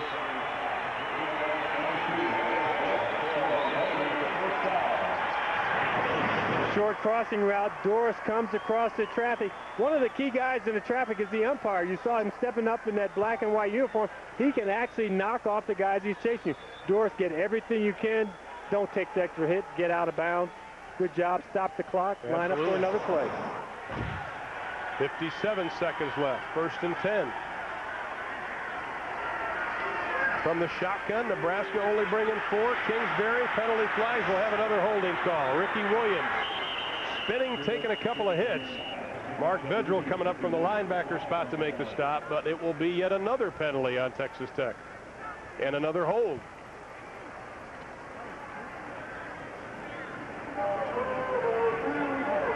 Just when you think they're getting some momentum with the interception, a couple of passes to Doris, Mike Leach's squad, boom. Penalty, puts him back. But a great job up front. You're not getting the sacks, but you're getting the holding calls, the hands in the face, and the illegal procedure penalties. Holding on the offense, 10 yards from the previous spot, remains first down. Now coming up at halftime, we will have our Nissan halftime report. Kevin Frazier, Kellen Winslow, and Artie Gigantino in the studio. And a couple of unbeatens fell to the wayside today. A couple of upsets, plus a Pac-10 overtime thriller. Kevin, Kellen, Artie will have all the highlights and a little bit of commentary as usual coming up on our Nissan halftime report. 48 seconds left to play in the half. 2 wide receivers to the left, 1 to the right. Carlos Polk showing blitz right over center. Texas Tech using about 15 seconds to snap it off the game clock to finally complete the pass. Looking for the sideline. Finally being run out of bounds. Keogh Craver running Derek Doris out. And again, Kingsbury takes a lick. We have 20 seconds left in the half. Kingsbury's waiting on those crossing routes. That when you run 25 yards across the field, that's same as running 25 yards down the field. He's holding the ball a long time. His offensive line is doing a decent job protecting him. If you can run those guys short, you can run a guy deep also. 2nd and 15. Kingsbury going for the fade route, and it is going to be incomplete, intended for Doris. Now, you talked to some of the wide receivers on Thursday. You watched a lot of tape, and you talked about them running this fade route, and also when we saw Doris running across the middle, turning up the field quicker. What's your assessment right now of the wide receivers? I think they're struggling right now, and they tried to go against Erwin Sweeney right there, number 16. Erwin Sweeney was the state champion at the 100 meters when he was a senior in high school. He beat Eric Kraus. He's from Skyline High School originally, moves up to Omaha, wins the state championship there. Nebraska says, this guy looks pretty good. He is one of their best defensive backs. And now it is 3rd and 15. Ricky Williams can't get the handle. He heard footsteps. Mark Vedral at 205 pounds, the linebacker out of Gregory, South Dakota, coming up. And I think Ricky may have seen him coming at full speed, and he doesn't look like that left arm's feeling so hot right now. Yeah, you get a little burner. You get hit on that shoulder. It starts to tingle. It goes numb. He hasn't played injury-free this whole year. Texas Tech's going to go for it. Only 10 seconds in the half. But they're throwing into a stiff wind. And a stiff pass rush. Kingsbury's pass is complete. Up to the 45-yard line. And Texas Tech is going to call a timeout. Wes Welker is the recipient of the pass. And I blew Ricky Williams' injury off as just a little burner, but that looks like it's a lot more serious than that.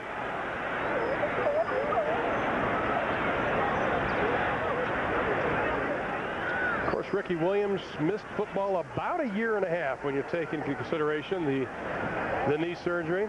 And Mike Leach, the head coach of Texas Tech, says Ricky Williams has done everything they've asked, and they expect him to come back at full strength. Ricky's work ethic's incredible. I've never seen anybody work any harder than Ricky to get back. I think the biggest thing, anytime you miss football for a year and a half, there's some timing problems, and then also I think he's still getting strength back in his knee. And as far as his, team presence and how hard he works at it, I think that's great, and I think he's getting better all the time. But this looks like it will set him back a little bit. Nebraska taking over on downs with 4 seconds left, and Crouch is going for one more. Throwing it with the win, airs fires it out, overthrowing everybody, including the black jersey of Antoine Alexander, and that's the way the first half will end. But it was vintage Nebraska football. Ricky Williams and company going up against the stout Cornhusker defense. And here's Frank Solich with Eric Clemens. Okay, Coach, up to now we saw that Nebraska power football. We all talk about your assessments of the first half and your team's performance. You know, I think we've done pretty well on both sides of the ball. I thought the defense really stepped it up, controlled things. Offensively, you know, we've done a good job, but we've blown some opportunities, and we need to get to where we're throwing the ball a little bit better and making some bigger plays on that end of it. But overall, not a bad first half. All right, Coach, good luck to your team in the second half. Frank Solich, his team up 28-0 here at the half. A very disappointed and quiet Texas Tech crowd. Now time for a Nissan halftime report. Kevin Frazier, Kellen Winslow, R.D. Gigantino to catch up. Texas Tech protecting their quarterback, Cliff Kingsbury, and they've struggled with that in the first 30 minutes. Yeah, that's vital. They've got to do a lot better job in the second half. It doesn't matter whether he's taking a deep drop, a short drop, how far he's looked down the field. Even in a quick instance, they're putting him on his back. You see 1.6 seconds there. The next, it's a mid-range pass, and he ends up flat on his back again. 3 Cornhuskers on top of it. Now he finally has some time to look around in the pocket, looks left, he looks right. No one's open down the field. You see Shawn Williams in the background, number 19, a running back. He's 5 yards deep behind the line of scrimmage.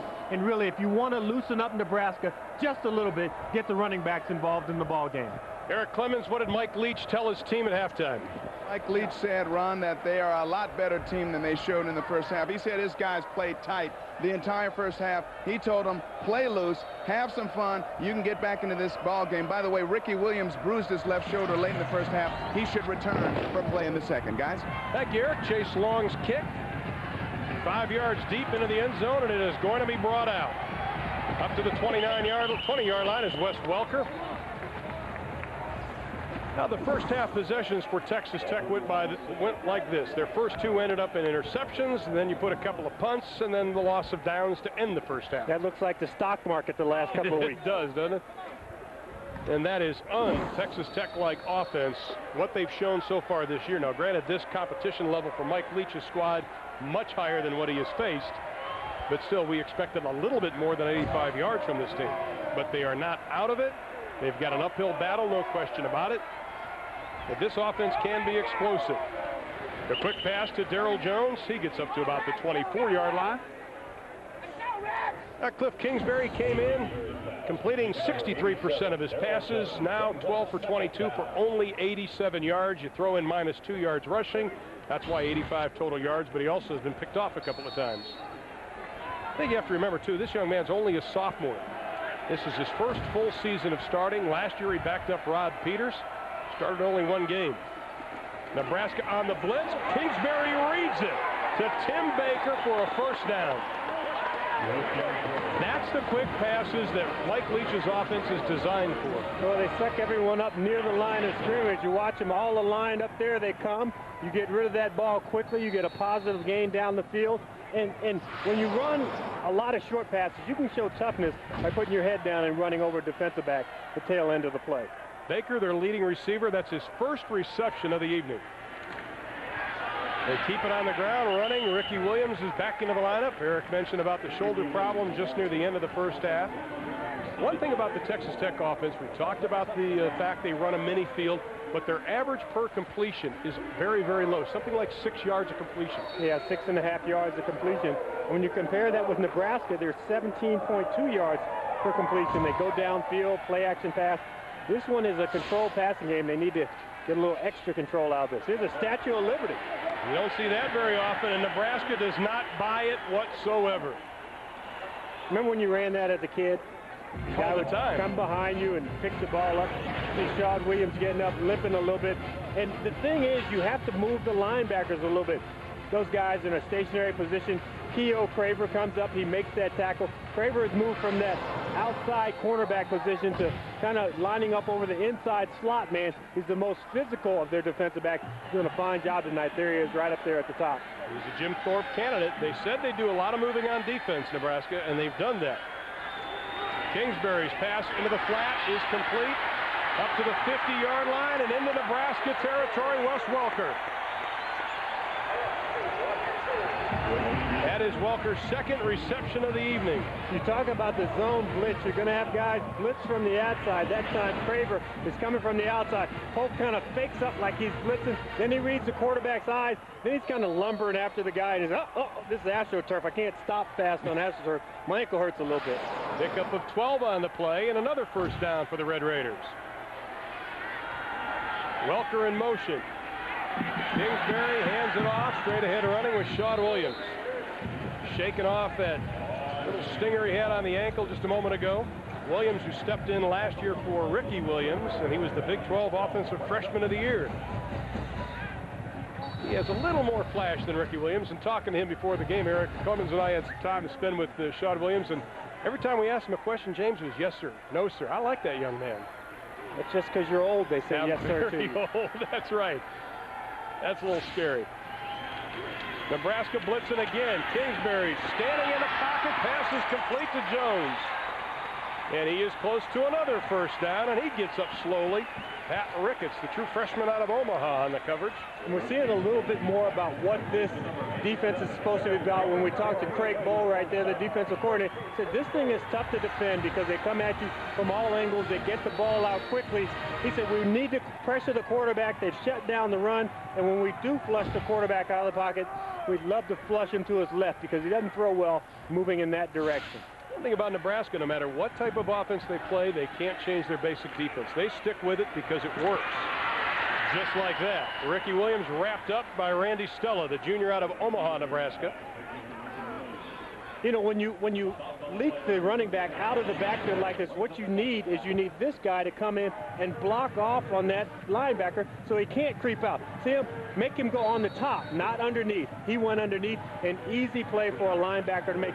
You've got a running back with great speed. Give him the ball out in space where he can turn up the field and do something with it. Loss of 2 on the play, 2nd and 12. Kingsbury under pressure again. Pass is complete. Again, it is Tim Baker. And he is ushered out of bounds rudely by Pat Ricketts. But a pickup of 15 and another Texas Tech first down. Well, we've got a player down. Yeah, you got Ern Sweeney down, number 16. Mentioned he's their speediest defensive back. You get Baker coming across the field. There you see Baker going right there. And it's just a sprint to the other side of the field. Here's Sweeney coming in. He gets clipped at the end of the play. Nice peel back block. Everybody running, everybody alert. Doris, number 22, coming in, picking him off. You see 6'5", 205 pounds. And that's after a couple of hamburgers. And you see the first downs in this second half. You know, you come out, you play with a little pride, you pick things up. One thing that they haven't done, they haven't shot themselves in the foot with penalties in this drive. Knock on wood if you're Texas Tech. First down and 10. Lean that head over here then. That's right. On the 24-yard line of the Huskers. Here they come again. Kingsbury lofting it up. And one of the camera guys had a shot at catching that one. Pat Ricketts of Nebraska, the closest one. And Kingsbury shaking that right arm. He has spent a lot of time on this turf. And Carlos Polk again putting pressure on him. But not a bad throw because every blitz is not going to be picked up. We see Carlos Polk, number 13, comes through with a clean shot on Cliff Kingsbury. He realizes, you know, the clock goes off. I get rid of this ball, you line up the next down and try and work out something. They're all up. They're all up. Now they're backing off. See Polk calling out the defensive signals in the middle. He wants to come. And here he comes. Kingsbury swinging it out. Nice defensive play by Joe Walker. Yeah, but they had that right there. They had the, I won't call it a pick, even though it is a pick. It's a rub. You rub the defensive man off. Right here, there's the inside rub. That ball's thrown behind the line of scrimmage. Baker, that ball goes in and out of his hands. He started to think about the end zone before he even caught the ball. So now that sets up a 3rd down and 10 and the best drive of the evening for the Red Raiders. I think we're in 4-down territory going into this little bit of a breeze for a field goal attempt. Absolutely. Kingsbury with some time, tries to dump it off to no avail. Intended for Derek Doris.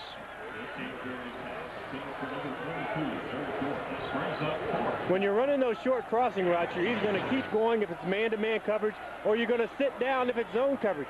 This is zone coverage. See the guy try and knock him off there. Doris sits down in the zone. Kingsbury overthrows him. Well, Chris Burkholz has come in for the field goal, the senior out of Temple, Texas. 6 of 10 so far this year. His longest is 51. Rosilis will be the holder, and Burkholz telling me before the game, when you're kicking field goals into this end zone, it starts to swirl because it's an empty end zone. There's not a bowl on the end. This one will be marked at the 31, a 41-yard attempt into the wind. No problem for Chris Burkholz. So Texas Tech gets on the board on their opening drive of quarter number 3, but they still trail 28-3.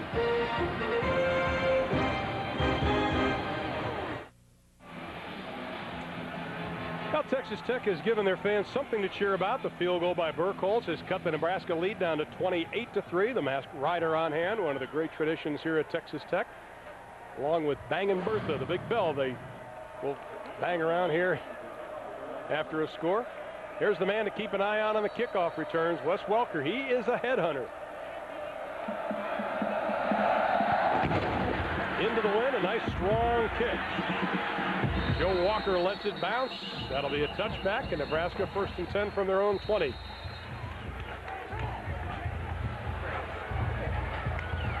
Eric Clemens, Mike Leach's team has got to be ready to play this second half. They certainly are. He's one of the most laid-back coaches I've ever seen. Really calm with me coming out of the locker room. But late in the first half, he gathered his whole team around and gave them a mouthful, really, and told them emphatically, we will not lay down in this football game. Look for them to try some more when they get the ball back on offense. Mike Leach in his first year, just 39 years old, a graduate of BYU. We mentioned his law degree. Now his defense needs to stand up to the challenge of Nebraska. To the right side, it is Dan Alexander. He gets up to the 30, pick up a 10. That should be good enough for a first down. Well, Mike Leach, just think 10 years ago, he was an equipment coordinator at Iowa Wesleyan. He has really risen on a fast rise, we should say, as a coach. Of course, he went to Kentucky, had the great success with Tim Couch, goes to Oklahoma for a year under Bob Stoops. Really tutored Josh Heupel, and that is why Heupel has the success he's having now. They talked about that decision between law and football, and he said when he'd sit there in front of his refrigerator watching TV, he was thinking about plays, not about things in the courtroom. Keeping it on the ground, and it's Dan Alexander again. Well, Mike Leach said the decision to be a football coach was fairly simple. Well, the Australians wouldn't let me in immediately. In Samoa, I didn't know how I was going to make any money, and in coaching, I started working on a master's, and I could get a student loan, so that's kind of how it boiled down. Well, he said his first option was going to Australia, second was going to Samoa. Always good to have a plan. Even though it's a little different. On 1st and 10, there you see the power of Alexander. Just bowling his way over the line of scrimmage. He has had 100 yards rushing in 8 of the last 12 games. He's about 35 pounds heavier than any back Texas Tech has faced this year, with the exception of Jamar Toombs of Texas A&M. That has to be a shock. You know, people wonder what kind of professional back he'll be, and I think if you get him in the right situation, both he and Correll Buckholder have a chance to play at the next level because they're big, they're physical, and they do a lot of things right, and they run north and south. On 2nd and 5, again, just straight ahead running. On the first half, Nebraska's option by direction. We'll see which way they were the most successful. And it looks like just straight ahead and maybe to the right. And I really believe in this ball game that running in between the tackles is the key, because you have a very physical team. The defensive ends for Texas Tech are more like big outside linebackers, can run right at these guys. When you try and get it out on the edge and you run wide, and Greg McMackin can get that feather defense and stretch you out, you have some problems. But Solich has done a good job in directing this attack. Right now, they're not getting any penetration from their tackles. That play a little bit better, because this is an attacking and penetrating defense. But when you're playing Nebraska, it depends so much on your defensive tackles to try to make something happen, and that hasn't been the case so far tonight. And I think the tough thing for Lawrence Flugans, number 51, you're a middle linebacker, used to coming up and just knocking the tar out of running backs. Well, if you come up and you try and knock the tar out of Dan Alexander at 6 foot 245, Buckholder about 215, Willie Miller 245 pounds, you're going up against guys who are bigger than you are. This time they try the left side. Alexander leaning forward. Gets into Texas Tech territory. That'll set up the 3rd down and about 4 on the play. Same 11 players have started every game on defense for Texas Tech. Not very deep. They need those players to step up, and now they need them to step up on 3rd down and 4. This could be a big play for Texas Tech. Robert Wyatt, number 99, had nice penetration on one defensive stop for the Red Raiders. 8 men in the box. They try the right side. 1st down and then some for the Huskers. Dan Alexander again. And Alexander the ball. Football is about playing 11 on 11. Most of the time, your quarterback is just out of the way. This time, Eric Crouchy goes up and gets just enough of a block on Flugents, the middle linebacker, to keep him from closing that hole down. Dan Alexander knows that Crouch is a devastating blocker and that he can run behind him at any time. Okay, maybe not devastating. Maybe not devastating, but it gets in the way of people. 1st and 10 on 36. A reverse to Newcomb. Being tracked down, and he is going to be ushered out of bounds. Mark Washington, number 8 on that play. And that's not what you want to do against this defense. That's Aaron Hunt, number 9, excuse me. It's amazing when your defensive end runs like a free safety, but you're not going to be able to run those reverses and the misdirections on this team. Because the defensive ends, they stay at home, they stay wide, they take their track. They do what they're supposed to do. And a good defensive unit will not try and do the other player's job. They stay at home. Loss of 1. On the pitch, Alexander. This time he is met in the backfield. And there's Aaron Hunt, number 9 again. We'll call it right this time. From Denison, Texas, just north of Dallas. Take I-35 north about 25 miles, and there you are in Denison.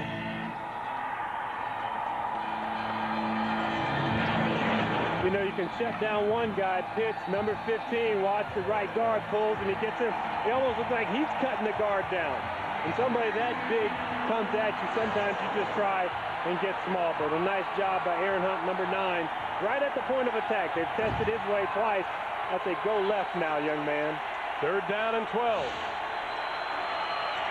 Crouch seeing a blitz. They set up the screen to the 30. Alexander to the 25. Aaron Hunt catching him from behind, but once again, Dan Alexander showing his versatility, and it will be another Nebraska 1st down. Nice job by Eric Crouch. Once he takes the ball from the center, he's going to roll to his right, and he lets the whole defense come in, and they assume, hey, we've got a chance to really knock the tar out of Crouch. And look at that. See the back there? And 3 guys in front of them. They're going to run down the field, and it's just a pursuit from behind, and that's effort. You're down in the ball game, but you still make an effort to try and make plays. Then they go back to the bread and butter. Willie Miller, the fullback. A senior out of Omaha, Nebraska, doesn't get a whole lot of carries, was a very good high school running back, had over 1,500 yards and 18 touchdowns his senior year.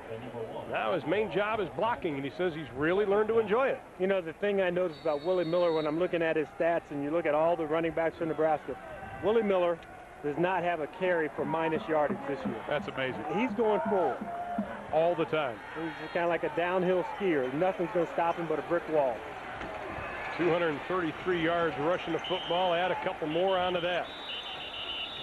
The Nebraska guards, do they pull on every play? They pull, they step around, good movement. They just don't fire off straight. They come at angles. And I think that's what makes them so impressive.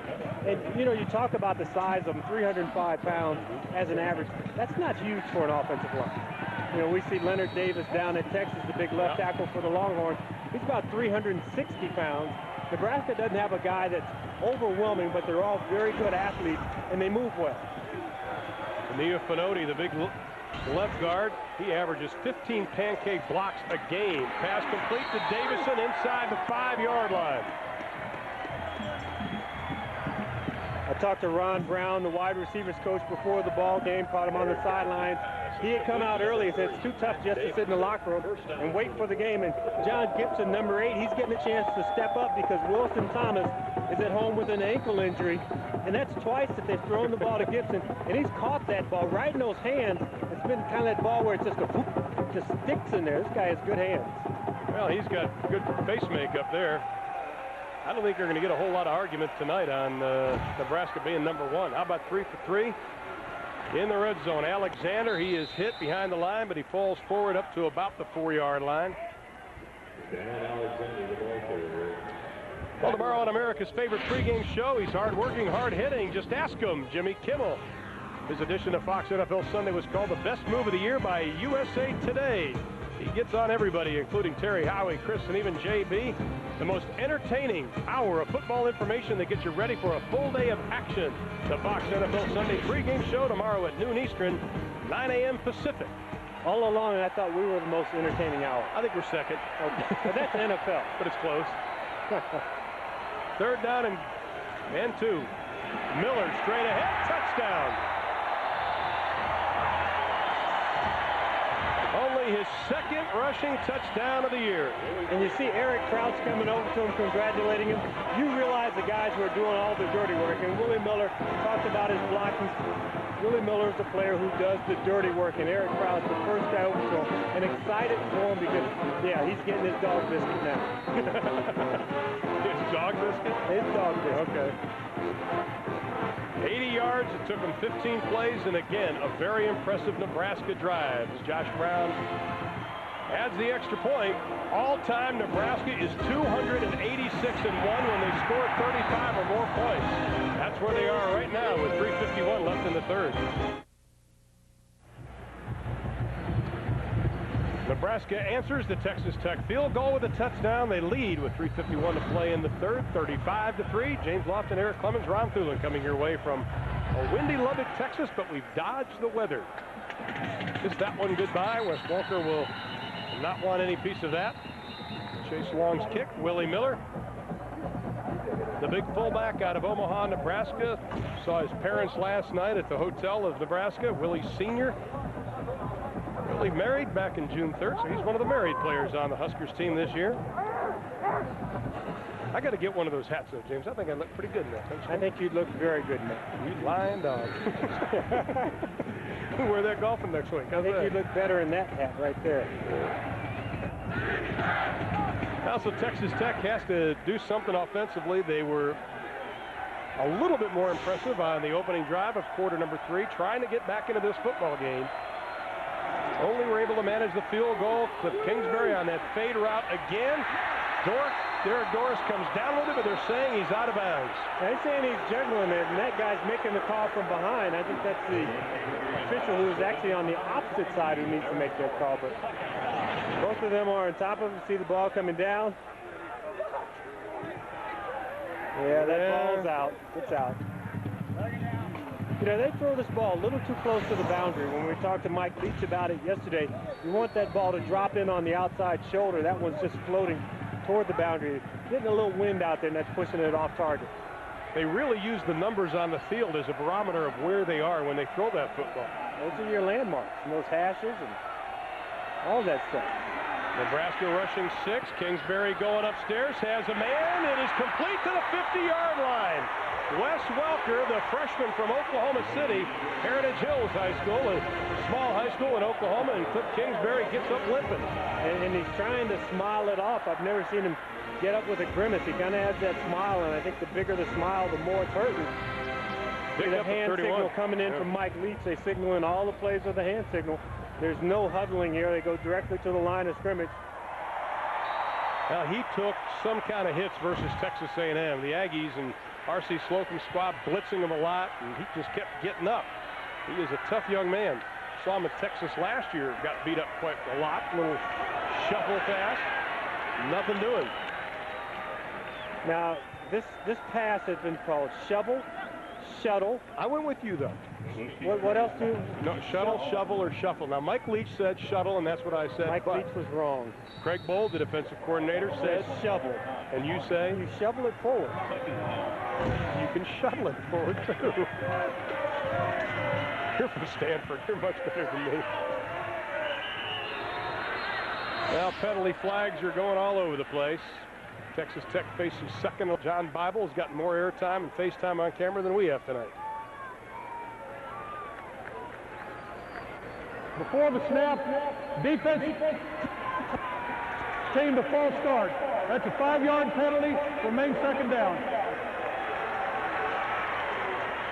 Well, Tech gets a little bit of a break. Mark Vedral going out. Vedral was actually the starter at the after spring drills. Randy Stella taken over and is not giving that spot up. You see the numbers on Kingsbury, 166 yards. Out of New Braunfels, Texas, just outside of San Antonio, and there is another false start. Paul Erickson, the left tackle. Those defensive linemen are starting to come across, and you don't get that neutral zone penalty here. They can come across, and you still cannot move.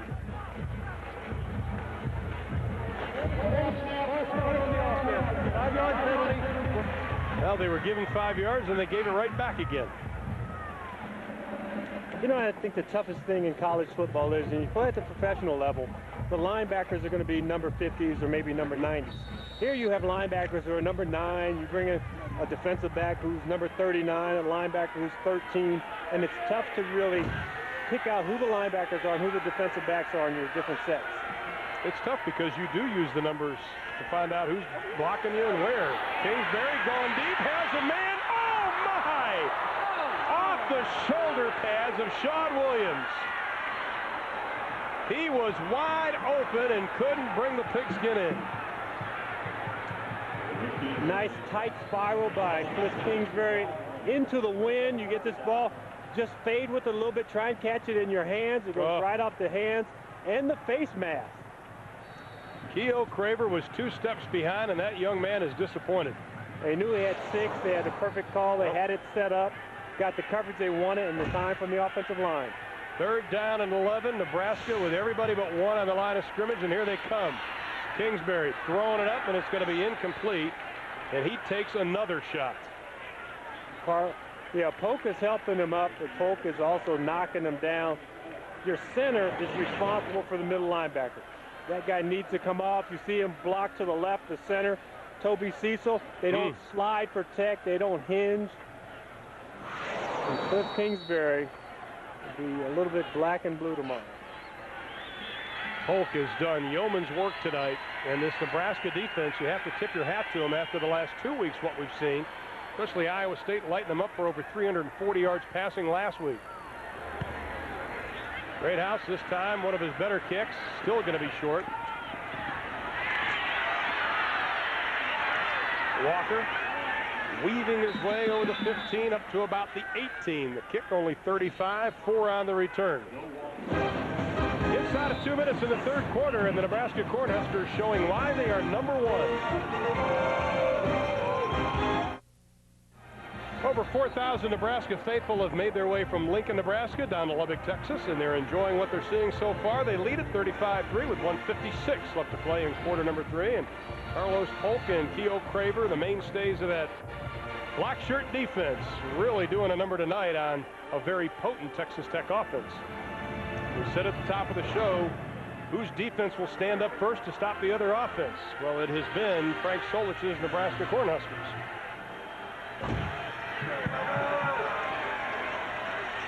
Well, Jamal Lord in at quarterback now for the Nebraska Cornhuskers, the redshirt freshman out of Bayonne, New Jersey. Trying to get him some snaps because Frank Solich understands that you have to have 2 quarterbacks on a national championship run. Get him some snaps now. And I also think with Eric Crouch having missed practice on Wednesday, we don't want to risk him taking a further beating in this ballgame. He's had some bumps and bruises. Of course, 2 weeks ago prior to the Missouri game, there was talk on the internet that Eric had broken his, let's see, it was the leg, then it was the larynx. But he just has normal bumps and bruises, and Texas Tech looking over one of their players. Looks like got the wind knocked out of him. John Norman, the outside linebacker out of Midland, Texas, Lee High School. John has had a real storied career here. He plays linebacker. He's run back punts and kickoffs and lobbied Spike Dykes before the start of last season to play wide receiver also, and he also does a little face painting before the ball game, and has a younger brother who is playing, I think Josh Norman, who's playing wide receiver for the ball club right now. Plays for the Sooners, Oklahoma Sooners. Devin Lemons, the right defensive end, says John Norman is nuts. Says he's a mild-mannered guy off the field, but once he paints the face, he is ready to play some football. Lord in at quarterback, and he's going to tuck it and keep it. Showing some speed as he nears the 30 up to about the 28-yard line. Well, Carlos Polk is truly one of the class acts of the Nebraska defense. With more on him, here's Eric Clemens. Yeah, Carlos Polk played behind Jay Foreman here at Nebraska the last couple of years. Really started to come into his own in '99, and of course is the leader of their defense this year. He can sometimes be mean to opponents and his own teammates. He often brings his pet gator or crocodile named Debo into the locker room and scares some of his teammates. He scares me just standing a few yards away from him, guys. And you see what he did last year in '99, first team all Big 12 as Nebraska keeps it on the ground. Correll Buckalder, the carrier. Rusty Boosie, the sophomore out of Katy, Texas. Just a sophomore who's coming off a very serious knee injury. Played the first 5 games of '99 and was injured. And they had a great future plan for Rusty until he hurt his knee, hoping he'd come back to what he was. I'm amazed when I look at all the players who come back from the ACL injury, the anterior cruciate ligament, and it used to be a year and a half. Now it's 10 months, and guys come back and they almost look like they're better than they were before. 1st and 10, we have a penalty flag. Little false start, that'll go against Nebraska. Lord's only thrown 3 passes coming into tonight. False start on the offense. 5-yard penalty, remains 1st down. He's completed 1. Bobby Newcomb looked like he was moving.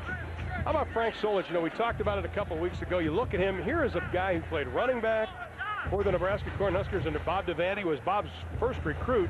He is the only Nebraska running back to rush over 200 yards. That is amazing. And he's going to make sure that it stays that way. Yeah. Guy gets 195, he yanks him. Well, Eric's not going to have 200 yards rushing tonight. He has 52, but you can see 138 total yards. Still has his helmet on, so he may not be done for the night. Final 15 seconds of the 3rd quarter. And Jamal Lord over the 35 up to about the 38-yard line. That should do it for quarter number 3. UC again on the stop. 3 quarters are in the books from Lubbock, Texas. Nebraska wants to be the unanimous #1 team after Kansas State's loss today, and they're laying claim to it tonight. They lead at 35-3.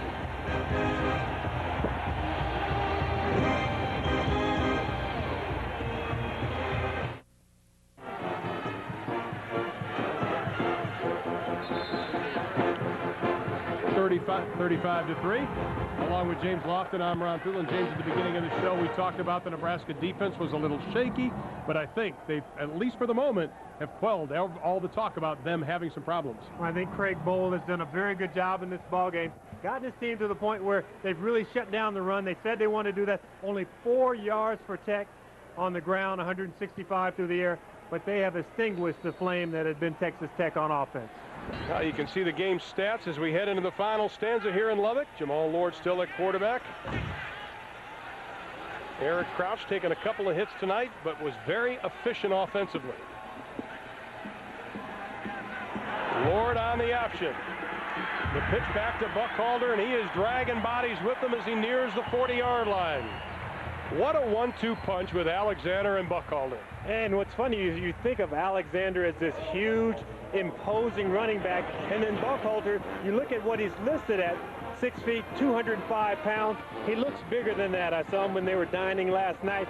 Big physical guy, but he also has good speed. We saw the balance at the tail end of that run. And Jamal Lord, listed at 6'2", 210 pounds. He looks every bit that big, if not thicker. Remember talking to him a couple of weeks ago, he said, all I want to do is get into the ball game.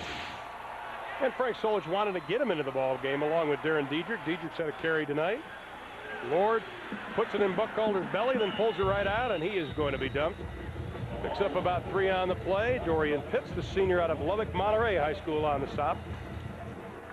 I think the toughest thing for a backup quarterback is you prepare all week. You don't want the starter to go down, but when you get on the bus or the plane to go back home after a ball game and you're not sore, you feel like you haven't contributed at all. If you're a backup running back, you're probably on special teams or defensive back. You're in the game playing, and here's a guy who, fancies himself as a good athlete, a point guard, a starter in high school, Mr. All Everything, and then you come and you're just on the bench. It's no fun. Bobby Newcomb has some running room to the 30, down to about the 27-yard line, and he is going to be dragged down from behind by Curtis.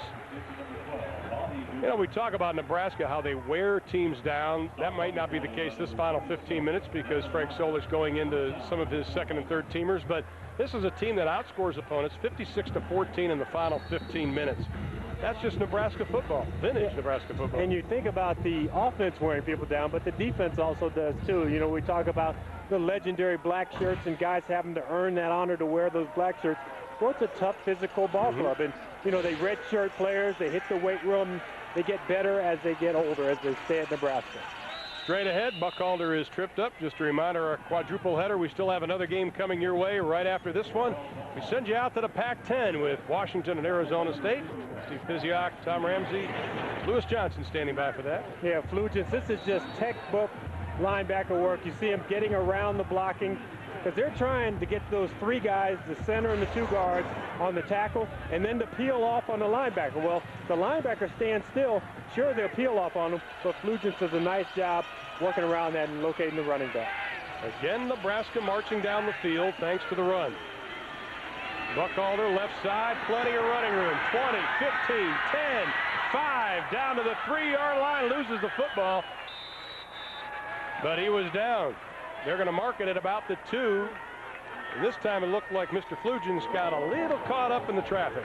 Oh, we talked about Flugents, and the key here is penetration. You can have penetration by the defense, or you can have penetration by the offense. That time, he tries to undercut the play. And old Dominic is standing there, wants to give him a face full of fist, and does exactly that. But if you're going to scrape, you better get to it in a hurry. And it'll be 1st and goal. They're putting it at the 3-yard line. How about that? Looking for 102 consecutive wins. And off right side, touchdown Nebraska.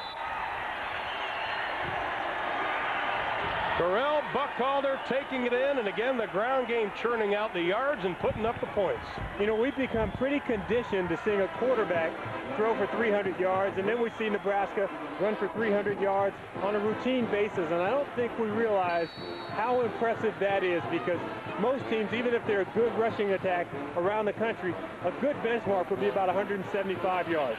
This is a team that's doubling that, so if they were a passing team, they'd be throwing for 500 or 600 yards a ball game. Good analogy. And you have to give a lot of credit to Milt Tenneper, the offensive line coach. Here's a guy for Nebraska that's coached 6 Outland Trophy winners. He's really helped them build a strong bond the last couple of years. This is a group of young men that come together every summer. They work out, they push each other, and they take a great deal of pride in their pancake blocks and the fact they do have the ability to just run over people. And it starts with the man right there, Frank Solich. You know what? We talk about weight room. Frank Solich still hits the weight room. I remember him challenging Amon Green to push-up contest, and Amon gave up. This was about 4 or 5 years ago. Extra point by Josh Brown is good. And the Cornhuskers, who average just about 42 points a game, are at that number right now. They lead Texas Tech 42-3. Oh, some big. Nebraska just keeps piling it on. 81 yards in 10 plays, just under 4.5 minutes. Capped off by Correll Buckalder's 3-yard touchdown run. Jamal Lord was the quarterback that led him. And that is why Nebraska leads 42-3. Wes Welker is back to receive the kickoff. Chase Long, the senior out of Wahoo, Nebraska. Another great kick into the wind, and Welker is going to take a seat.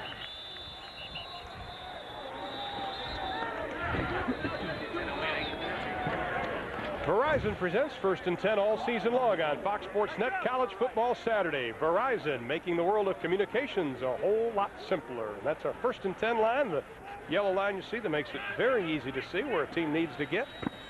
Thank you, Verizon. James Lofton, Eric Clemens, Ron Thulin coming your way from Lubbock, Texas, Jones SBC Stadium. That'll be undergoing some major renovations next year. Now they're going to re-kick. There was a penalty on the kickoff. And John Bible says, let's try this whole thing again. Moving back 5 yards. That time he put it about 8 yards deep in the end zone. So if that leg is still warmed up and just enough juice in it, it's 3 yards deep in the end zone.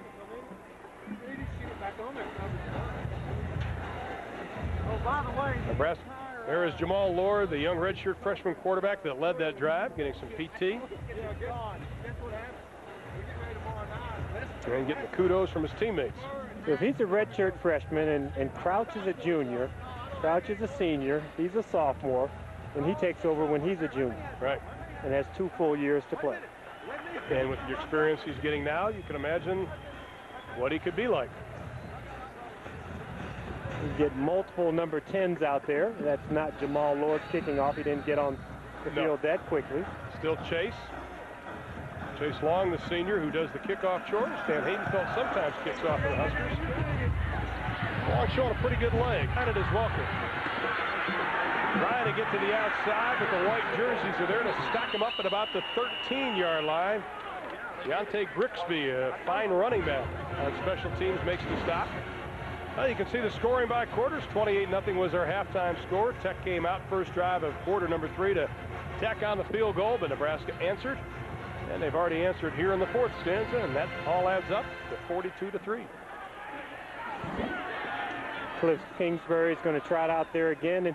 And for Mike Leach, he looks at his quarterback, you look him square in the eye and say, okay, it's time to go out there and get better. And Leach preaching that one play at a time and trying to improve yourself each time you go out on the football field. It's a test for his young quarterback. Kingsbury, whose father's a football coach, he's one of those guys who loves watching film. They tried a running game. Keo Craver with a big-time hit on Shawn Williams. Yeah, but this ball game has been about the black shirts, and those black shirts are for Nebraska. Carlos Polk, guy who has been in the middle of a lot of things, and then you see all 4 rushers just converging on. And there's Polk again, going after the head. You can do that in college football. Look at those fouls, and number 98, Damani Adams coming around, and once again, Polk just knocking him down for good measure. He has taken some shots tonight. Spike Dykes, former coach, had a great line, and it's not a derogatory line, and Kingsbury says he called him a football idiot. He said this guy will watch film. He does whatever it takes to be a better football player. First one to practice, last one to leave. And when he takes a hit, he says, I'm just going to get back up, coach. Put me back in. I don't hurt. I'll hurt on Sundays. Yeah, the one thing I noticed about Cliff Kingsbury when we're watching film with the coaches on Thursday is that when he does get hit, when he gets hit in the pocket, his feet are off the ground. And that may sound like a small thing, but at 6'4", 200 pounds, he doesn't take a lot of blows when he's planted.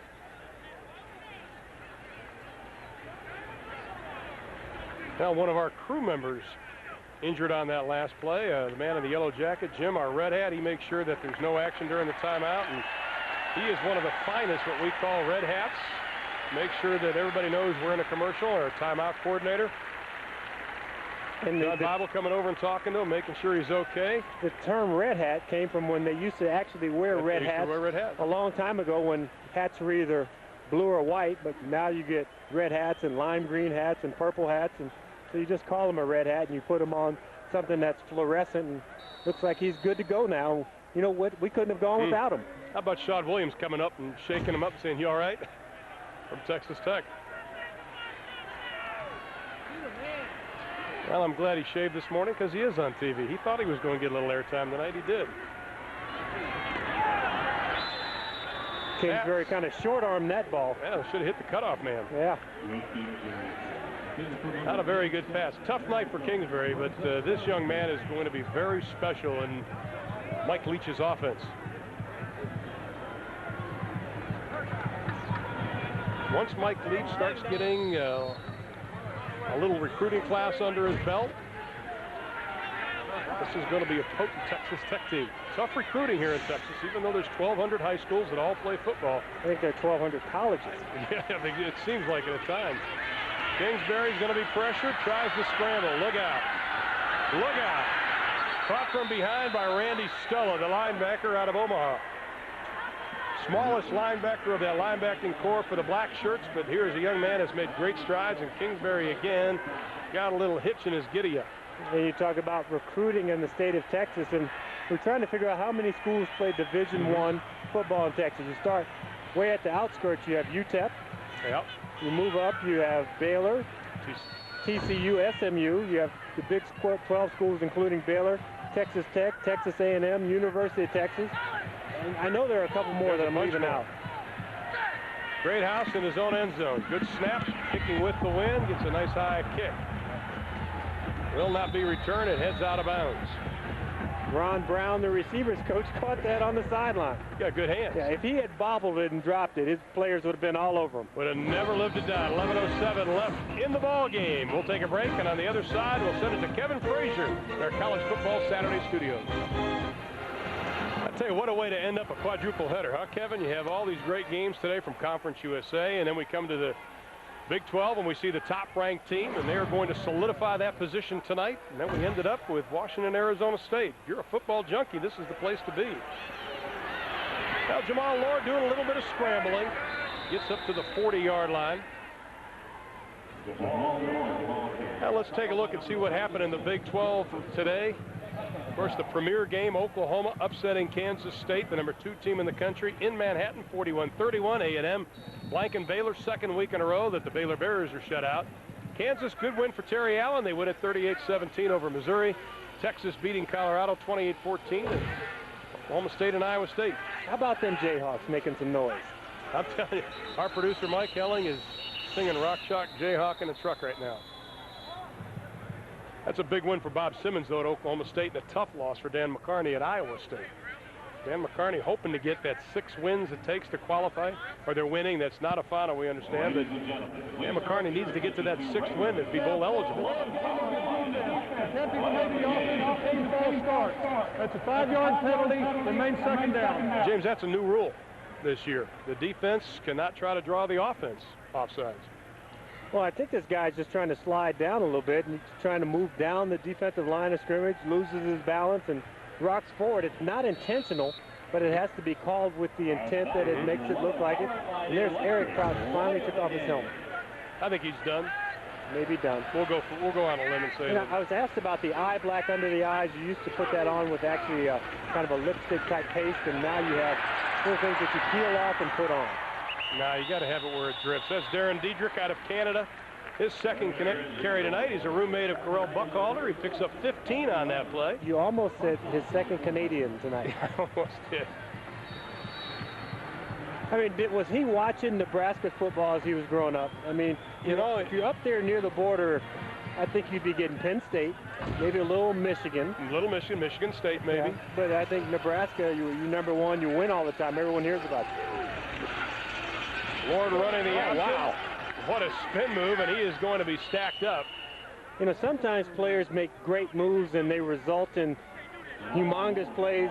That's a great move. He spun around and it was like, okay, where am I now? Well, tomorrow we're bringing you the tailgate party with the NFL This Morning on Fox Sports Net, the most raucous and rocking Sunday morning pregame show anywhere. It's 2 full hours of morning madness. Chris Myers leads the NFL This Morning breakfast bunch for a chalk talk, a little trash talk. Jay Moore joins them. That's the NFL This Morning at 10 a.m. Eastern, 7 a.m. Pacific, only on Fox Sports Net. That gets your morning started for the NFL on Fox. Very interesting show. I don't think Chris Spielman, he's up against the guys that just like to talk. Bob Golick doesn't let him talk, I don't think. Doesn't. Chris Spielman was a quiet, deadly player when he played. And your former coach, Marv Levy, also on the show. Diedrich again, left side. Inside the 10, down to the 8-yard line. This is a good-looking running back. He brings great toughness to this I-back position. Yeah, but it really starts with the guys up front. Volk, Pinotti, Raiola, Houtstein, Schwab. And we don't talk about their names a lot. See the graphic, 351 yards this season, leading the nation in rushing. And when they lead the nation in rushing, that results in national championships. 94, 95, and 97.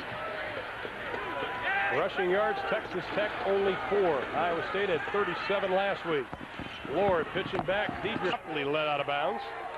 Antoine Alexander putting a hit on him along with Mark Washington. This is one of those pops you want to listen to. But you don't want to be part of.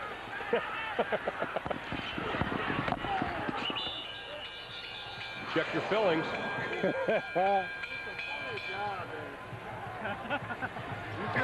You hear the bell ring in the background, seems appropriate. Yeah. Second down and goal from the 4. Diedrich touchdown. His second of the year.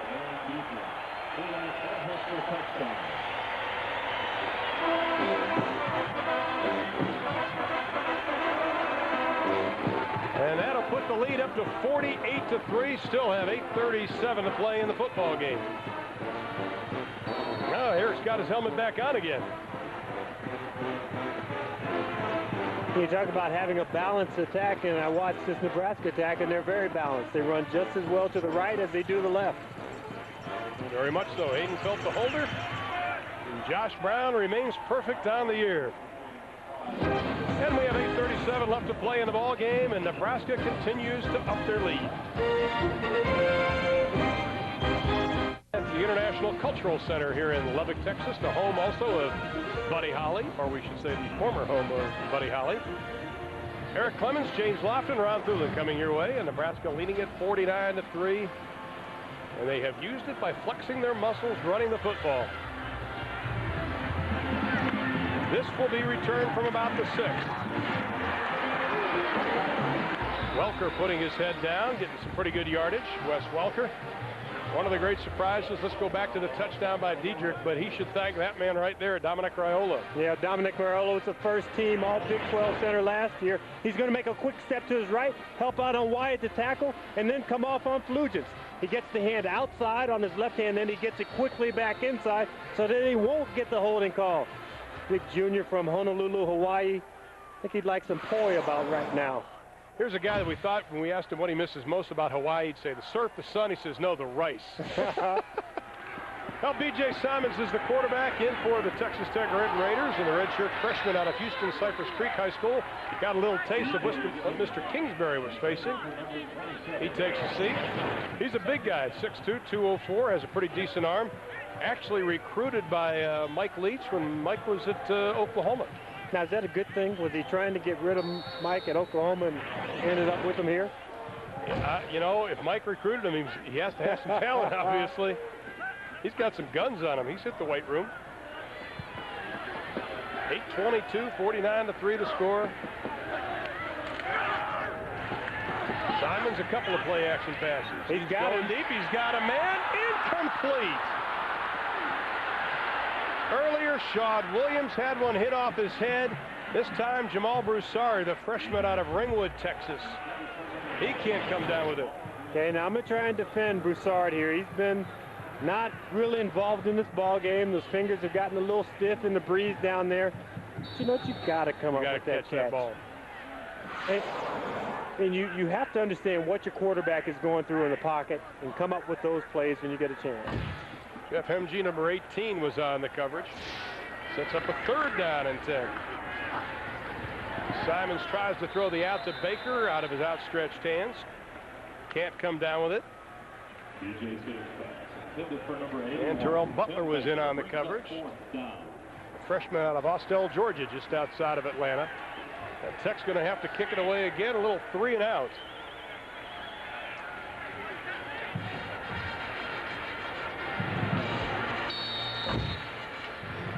Well, Mr. Greathouse has had his work cut out for him tonight, and he has not had an exceptionally good night tonight, kicking against the wind and with the wind. Almost blocked. From the 15.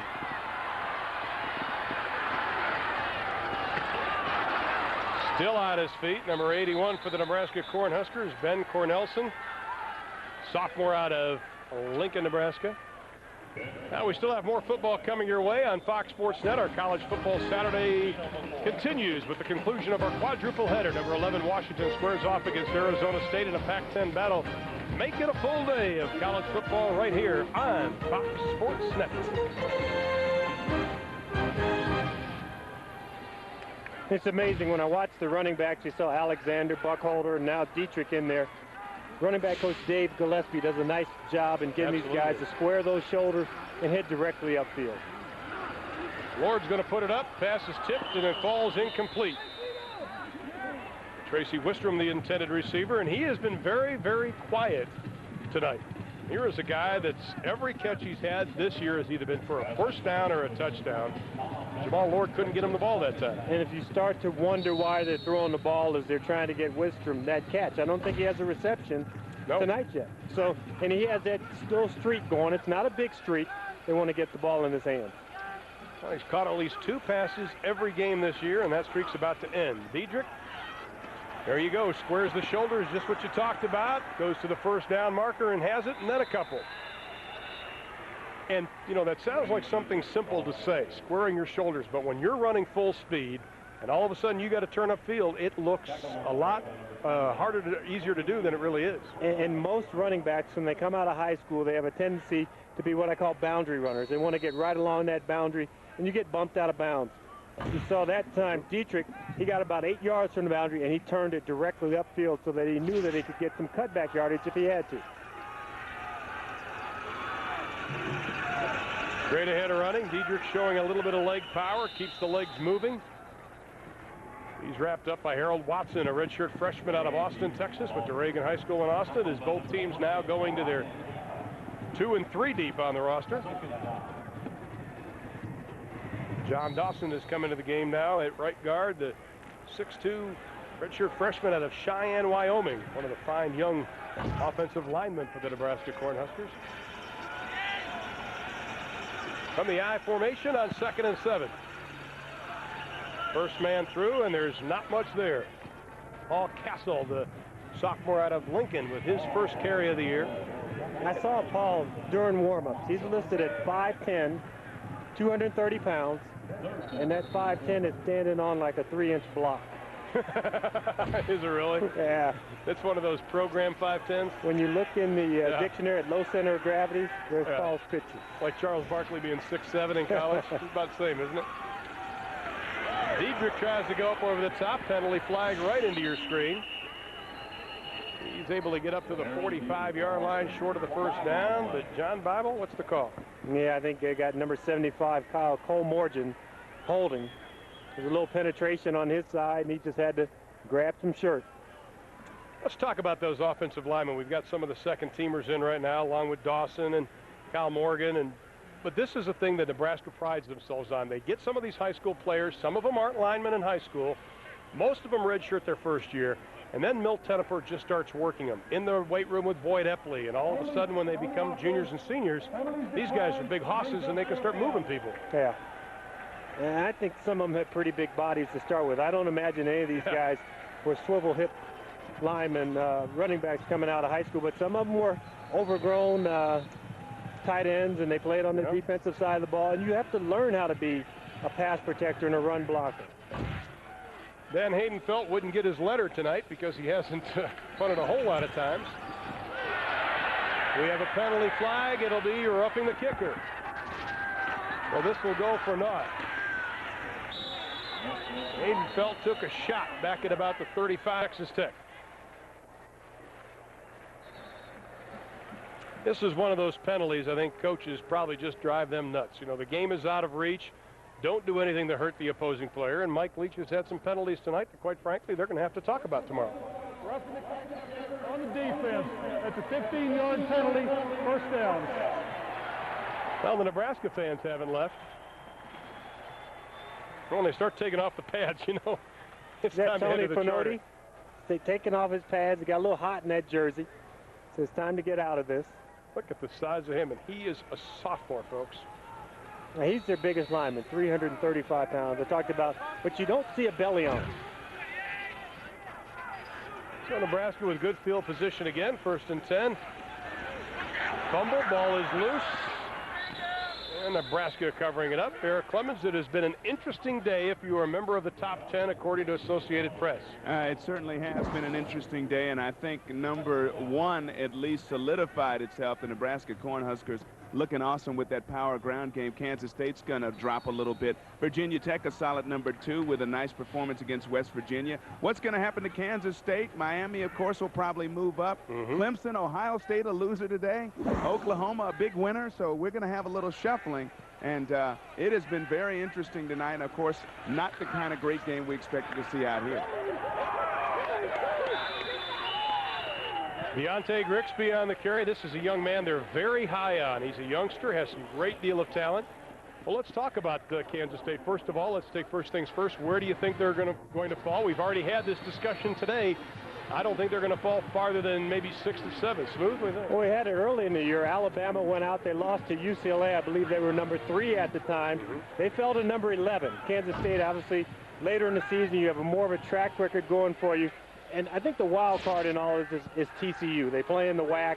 Not a tough schedule, but they win ball games. And do you look at a team like Kansas State and say, okay, they play some tough conference opponents and an easy early season schedule. Yep. You know, where do they end up? I mean, Eric would probably vote him number 3. That's the way Eric. Hey, Eric, what do you think? No, I think a lot of backlash might hit them because of their very soft non-conference schedule, and they may be punished a little bit more than we think. Losing a big game like that, Oklahoma really dominated them, especially in the first half at home. But if you're Texas Tech guys, you don't want to kind of roll over here. You got Kansas State next week. Absolutely. You piled up some good numbers and a good record coming into this game. You don't want to go into Kansas State next week on a really sour note. You want to do something positive to carry into that game, don't you? Now Toby Shane has to come off the field, the sophomore linebacker out of Seminole, Texas.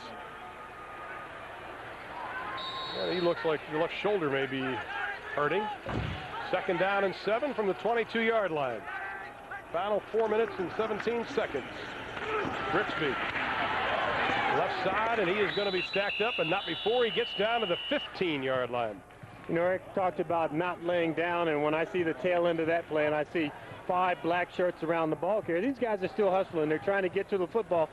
Nebraska right now is a couple of steps ahead of where Texas Tech is in terms of what they have on the cover. They have some great frontline talent. The next division of talent is good there.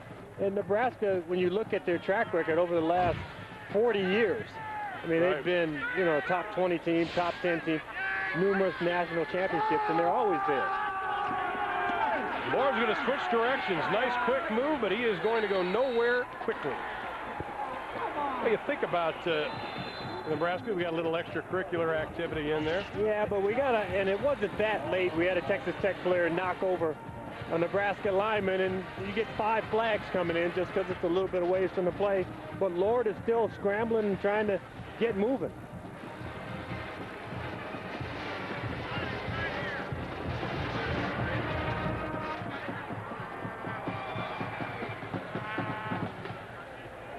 Over, personal foul on the defense. Half the distance to the goal line, 1st down. Well, they've gone just about every game with at least 1 and 2 personal fouls, the Texas Tech defense, and they've done it again tonight.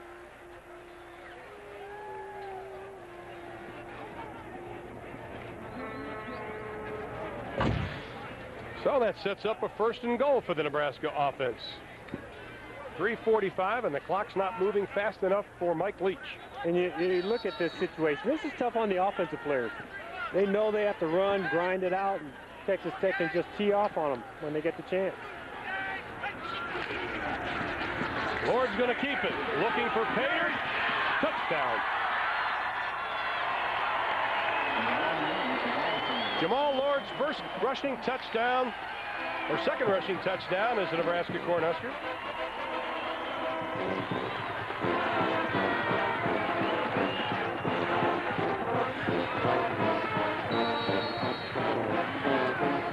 So that ups the score to 55-3, inside of 3.5 to play, and you can see them just shaking their heads.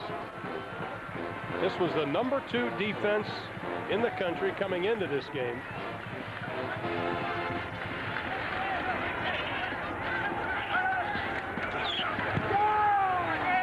And the kick is good. We'll step aside with the Nebraska Cornhuskers leading 56-3. The redshirt freshman Jamal Lord with a touchdown, and Nebraska adds another 7 on to the ledger, 56-3, inside of 3.5 to play in quarter number 4. And Nebraska well on their way to remaining number 1. Now we dodged the bad weather, but Texas Tech has not dodged that Nebraska offense, nor their defense. Welker takes a hit and goes down. Crosses the 10 up to about 13. Up to the 13-yard line, and Eric Crouch is our TiVo player of the game. 138 total yards, accounted for 3 touchdowns, and he is our TiVo player of the game. A very quiet and efficient night for Eric Crouch. And it seems like he's doing it week after week after week. And we start this little Heisman Trophy thing. And sometimes you can say he's a junior. Well, the guys you're talking about are also underclassmen. Right. And he is on the #1 team in the country. And he's running the ship. You still have to say it's Michael Vick's to lose, though. You and I were impressed with him Thursday night. We watched that game. B.J. Simon still in. Pass is complete. Spinning around is Williams. Not much running room. If this score stands up, it'll be Tech's worst home loss ever. And that says a lot because they are a very difficult team to play here in Lubbock. Come into these games with a chip on their shoulder because nobody gives them the credit they deserve. We saw them a couple years ago upset Texas. We've seen them upset A&M here. Tonight just wasn't the night, though. Pickup of 3, 2nd down and 7. Closing in on 2 minutes left to play in the ball game. Oh, just a reminder, Pac-10 football coming your way right after this. Washington and Arizona State. Simons winds up and launches one. Baker tries to get a block to no avail. Simon's first pass is complete. Now the executive producers of Fox Sports Net are Arthur Smith and Bill Borson. Coordinating producers of College Football Saturday, Roy Hamilton and Gary Garcia. Tonight's game produced by Mike Helling, directed by Ken Fouts. College Football Saturday studio show was produced by Loy Maxson, directed by Joe Woitas. And the Vice President of Field Operations is Andrea Jenkins. 1st and 10 for the Red Raiders. Simon's pass was incomplete, intended for Tim Baker, who's had a rough night tonight, the senior out of Borger, Texas. And I think it's a ball game where you can kind of look at it, and Mike Leach, they'll sit down and look at the films. Sometimes you talk about, well, it was so bad we don't want to look at it. I think Texas Tech can look at it and they can see some glimmer of hope. If we execute here, we get something done early, maybe we have a chance to be in the ball game. But also, I think the offensive linemen need to take a stern look at it and say we need to protect the quarterback a lot better. Cliff Kingsbury's not going to make it through the whole season taking the shots he took. Incomplete, no penalty flag is thrown. That is just good, solid All-American defense by Nebraska. Well, I think both guys are going for the football. We saw Wes Weckler, number 27, the wide receiver, coming down the field. And also Josh Davis, number 27, coming from the inside, trying to make a play on the football. That's called a collision. 123 seconds left to play.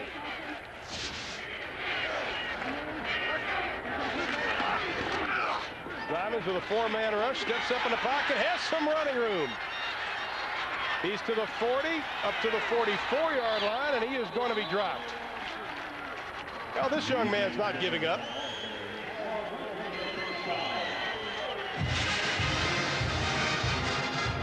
You made a great point. You know, knowing Mike Leach the way we do, knowing him for the past couple of years, he's not the kind of guy that's going to get down a lot after this football game, but he's also very realistic about his team and what it needs to improve on him. I'm sure tomorrow they're going to sit down, but I think the onus has to be on the offensive lineman. Well, he was concerned about him coming into this ball game because they did not have a lot of experience. Had some older guys who'd been around for a while, but they had gotten beaten out by younger guys who were a little more athletic. But still, this is not a weight room hardened offensive line. And until they get to that stage, and I think this is like a gut check. You know, you've gotten beat up and down the field for 60 minutes. You've looked over at Nebraska, you looked them straight in the eye. You didn't want to put that S on their chest, but that S was under those jerseys. And you realize that S is strength. And that's, you know, you talk about a lot of things on the football field. There's no substitute for strength and no excuse for the lack of it. On 2nd and 10. Simon's running for his life. Throws it away, and the pass will be incomplete. Intended for King Scoville. A case of those of you familiar with Cotton Bowl history, King Scoville's, I think it's his great-grandfather. Great-grandfather. Phil Scoville, one of the greats in Texas football history. We'll send you out to the Pac-10 when this one's over with Washington, number 11 in the country, taking on Arizona State. You know, Carlos Polk has a lot of Polkisms, and my favorite is the defense is on the top of the food chain. Who's going to argue? My favorite one we asked him about is number 13 being unlucky. He said, yeah, it's unlucky for quarterbacks. Because he gets to hit him. Simon's being rushed from the backside, airs it out. And it is incomplete, intended for the young redshirt freshman, Carlos Francis. Correct. Corral Buckholder had a pretty decent night tonight for the Huskers. Nice 1-2 punch. And Dan Alexander telling us that he doesn't think Buckholder gets the credit he deserves as a running back. I would tend to agree. A guy who has over 2,000 career rushing yards, and moving up that list in Nebraska history. Both of them will end their careers, Buckholder and Dan Alexander, with over 2,000 career rushing yards. 4th down and 10. The Red Raiders are going to go for it. 80 seconds left. Simons, a little touch pass. Oh, almost complete, incomplete. Pass was intended for Sean Williams.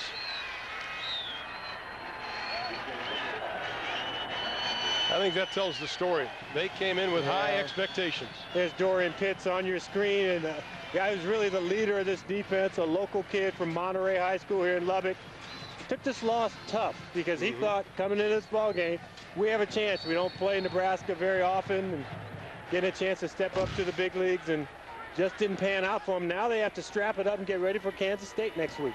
You can't cry over this one too long, because Kansas State's going to be looking for some blood come next week. I don't think there's any question about that.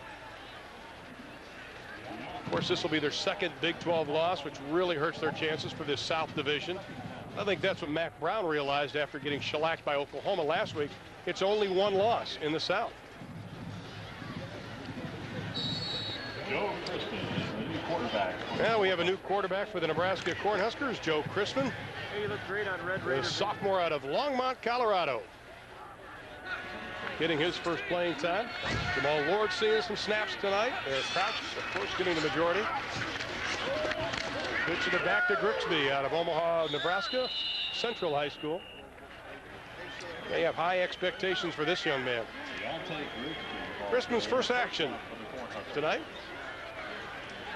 And he has 30 seconds to get his uni dirty.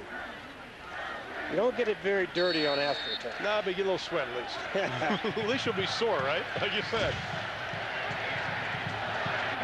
Now the Nebraska fans cheering, of course, that they are number one. Nobody in this booth is going to doubt that. Richmond heads to the sideline and stop the clock with 13 seconds left. He will not get a Christmas present from me this year. You know, there are a lot of people who work behind the scenes to make this broadcast work. Oh, no, one of my son, Daniel Lofton, was charting pass plays for Texas Tech and just showed me that Tech completed 42% of the passes tonight. He's done a good job. 13 years old, and he told me he is a great wide receiver. Better than you, which he told me yesterday a couple times. Well, he beat Mike Helling, our producer, on the hook and go. Like a rented mule, didn't he? Oh, my goodness. Well, they keep it on the ground. Grigsby showing a little power, putting his head down, and that should do it. Well, no, it's a first down. Maybe they'll just let it run out. Frank's ready to head to the charter. Now we will have one more play. Right. I think for Frank Solich and Craig Bowl, it's mission accomplished. They got the defense back on track in this ball game. The offense, they stayed the course. You run the football, stop the run, you win football games.